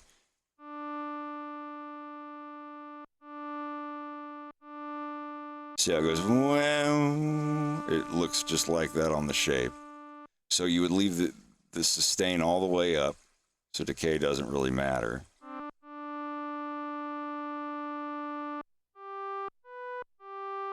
And this is release.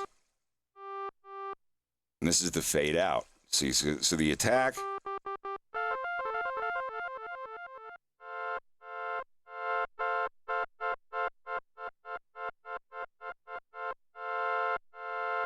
Release is the exact opposite. This is the fade out. This is the tail when you let go of the key.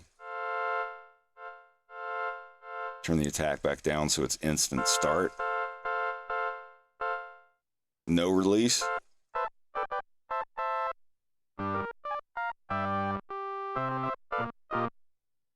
This is with a little bit of release.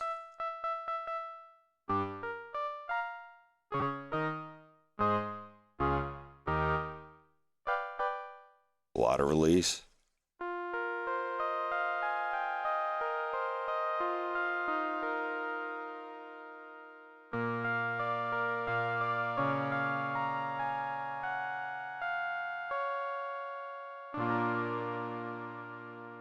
So that's how it. Attack is the fade in, and release is the fade out. Decay is if there's any decay, like while you're holding the key. See?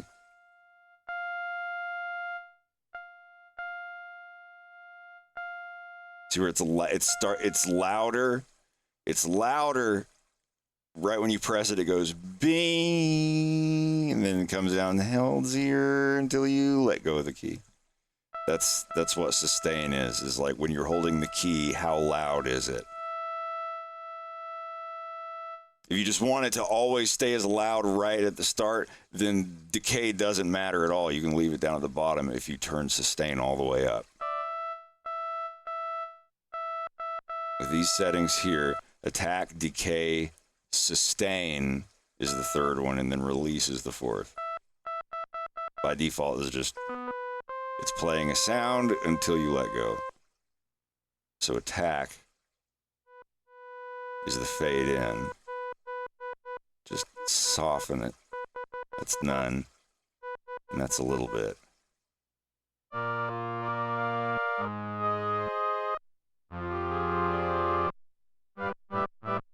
Let's put a little release on it.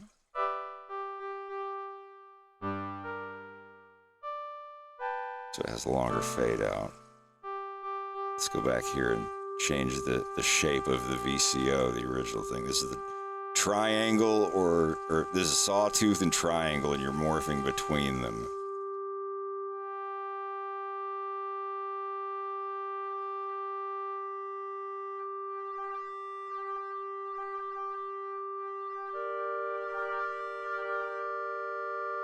Pulse width. It's kind of like a chorus type thing. So we've got all this.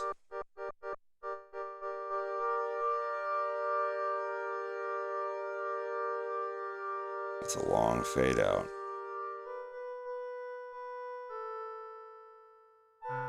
So we've made that. These other two are the same thing, but this middle one is for volume. This thing that we're making up here is for the volume. When you press the key, it's like loud and let go, and it fades out to nothing. And then these LFOs, these are just a little thing that's constantly running, that's going ooh, just ooh, up and down, up and down, up and down. And it's basically an invisible hand that can take any of these knobs and go up, down, ooh, like this, or like whatever pattern you want, like straight, like square, where it's instant all the way up, instant all the way down, instant all the way up, doing it to any of these knobs or sliders. So LFO 1. It's this one here. You can see how fast it's spinning based on how this is going. Let's turn it down a little. See. Down, up, down, up, down, up, down. See. So, that's spinning. We have this value here about the cutoff. Let's just do cutoff. Something like that. Just taking this LFO and making it do that to this knob, so we don't have to sit there and do it. You'd go here to the mod matrix and pick LFO 1. That's this LFO, because there's 3 of them. They each act a little different. But LFO 1, we go here and find it up here. Let's make LFO 1 affect the global pitch. This says pitch global. So we're going to have LFO 1 just affect the pitch.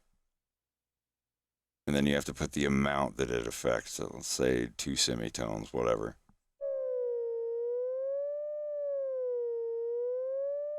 See? That's LFO 1 affecting the pitch by doing its up-down thing. This is a cosine. This is a square wave. It's just, remember I said instant up, instant down, instant up, instant down. And then there's the sawtooth where it's like up, slope down, like this one.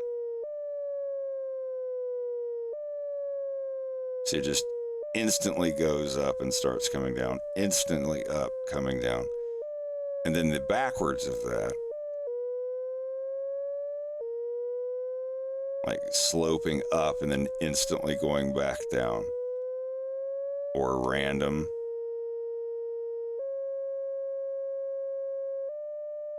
Just completely random, or smooth random.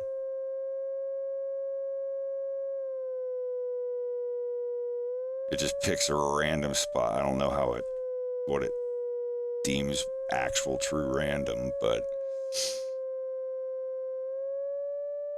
and then back to just the sine wave, just the smooth up, smooth down. And you can change the speed with the rate knob.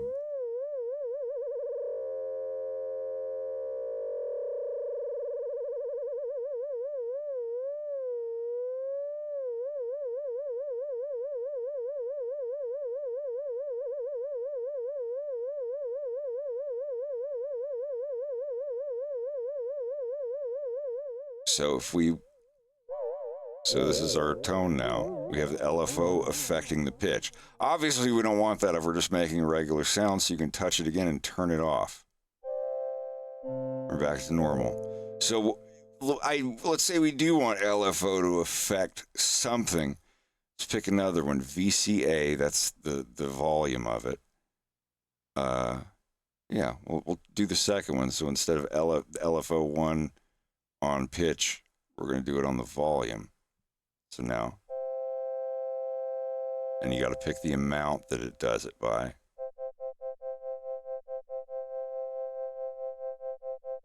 See, same thing, you adjust the rate. You want to do like a guitar tremolo, set it to square wave.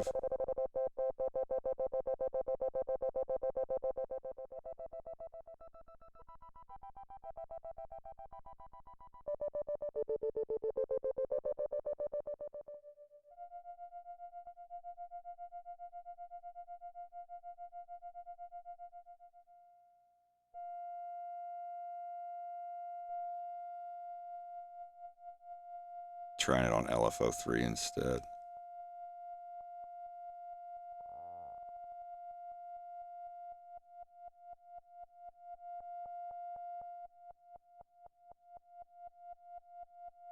This one has a different shape. It's like humps, or the inverse of that, like spikes.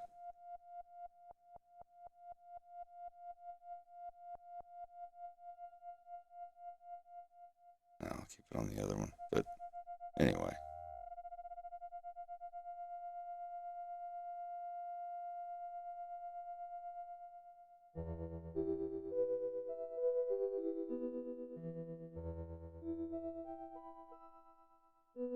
All right, Wolf, I'm going to move you over here.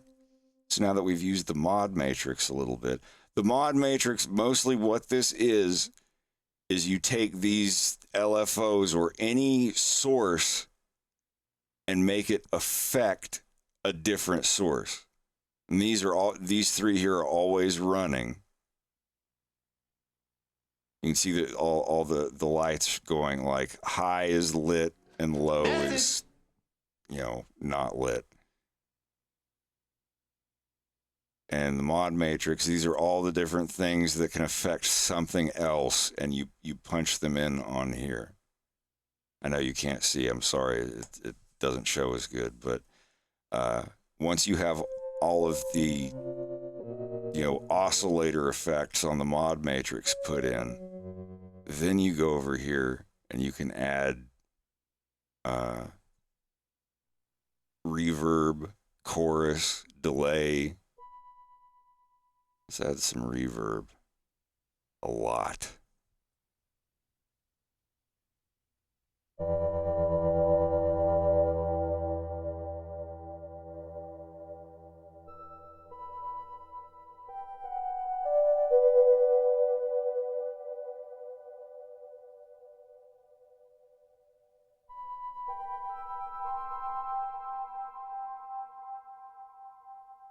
that's pretty much the whole process of making a sound. Let's completely start it over. Just one more time. There. So now we've got just our basic triangle sound. I think. Oh, he's got the mod wheel up. Quit doing that. Yeah.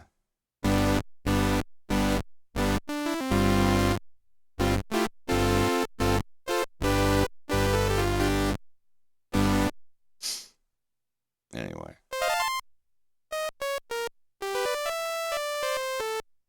This is your basic triangle. Let's do some stuff to it.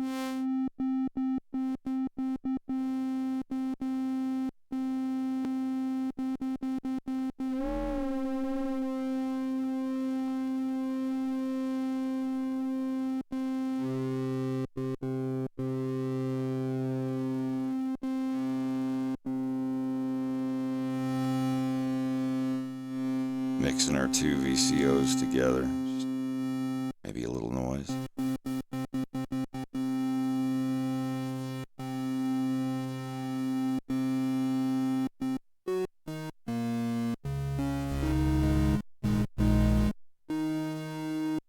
We got that basic sound. Let's add a filter now.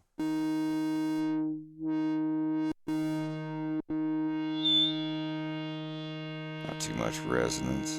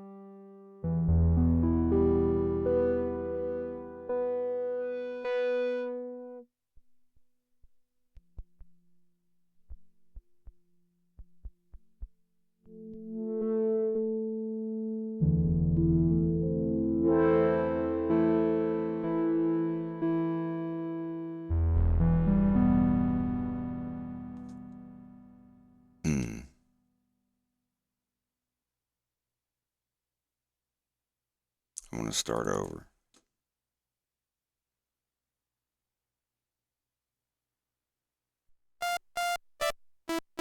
Back at the beginning.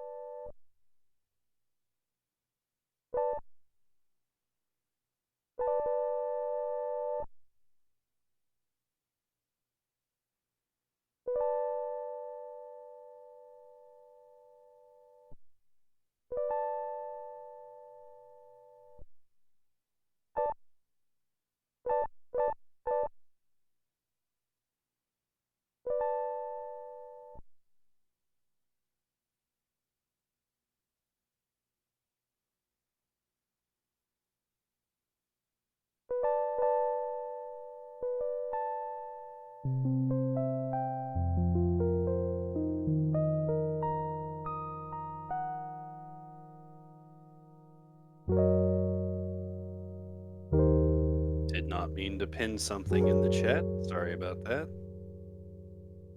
And I deleted a message on accident. That's great.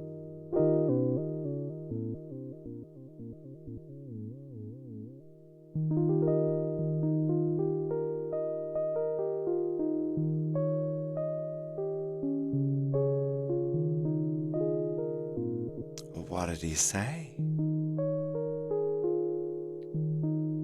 What did he say?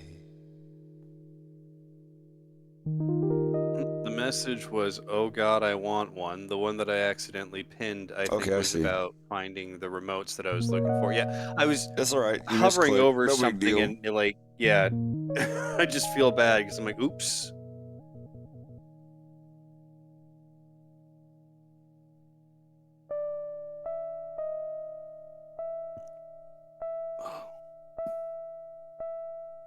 I got about 20 minutes left in me, and then I'm gonna be heading to bed.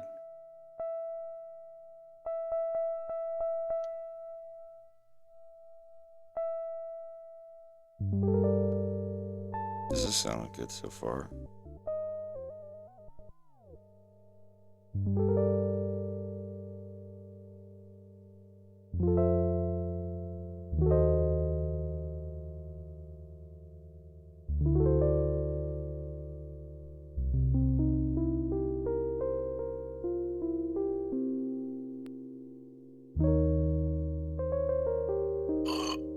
Sorry.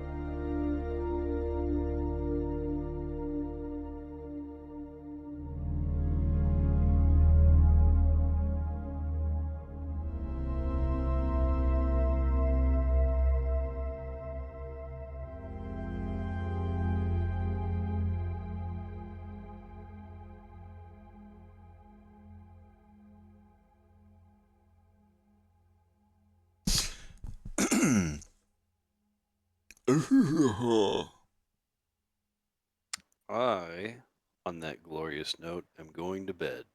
Yay. Don't do it. Don't do it. Don't do it. Don't do it. Don't go to bed. Sorry, buddy.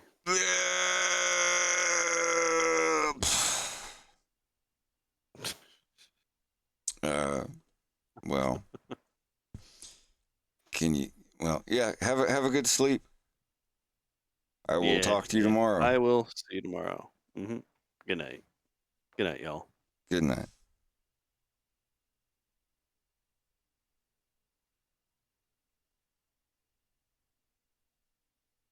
That was relatively painless.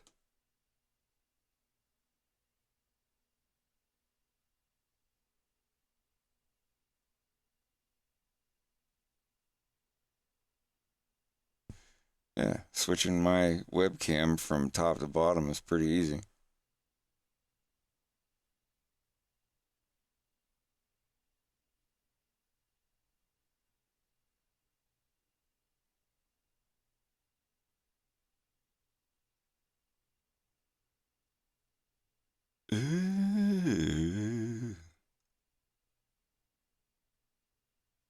Well, God, what time is it?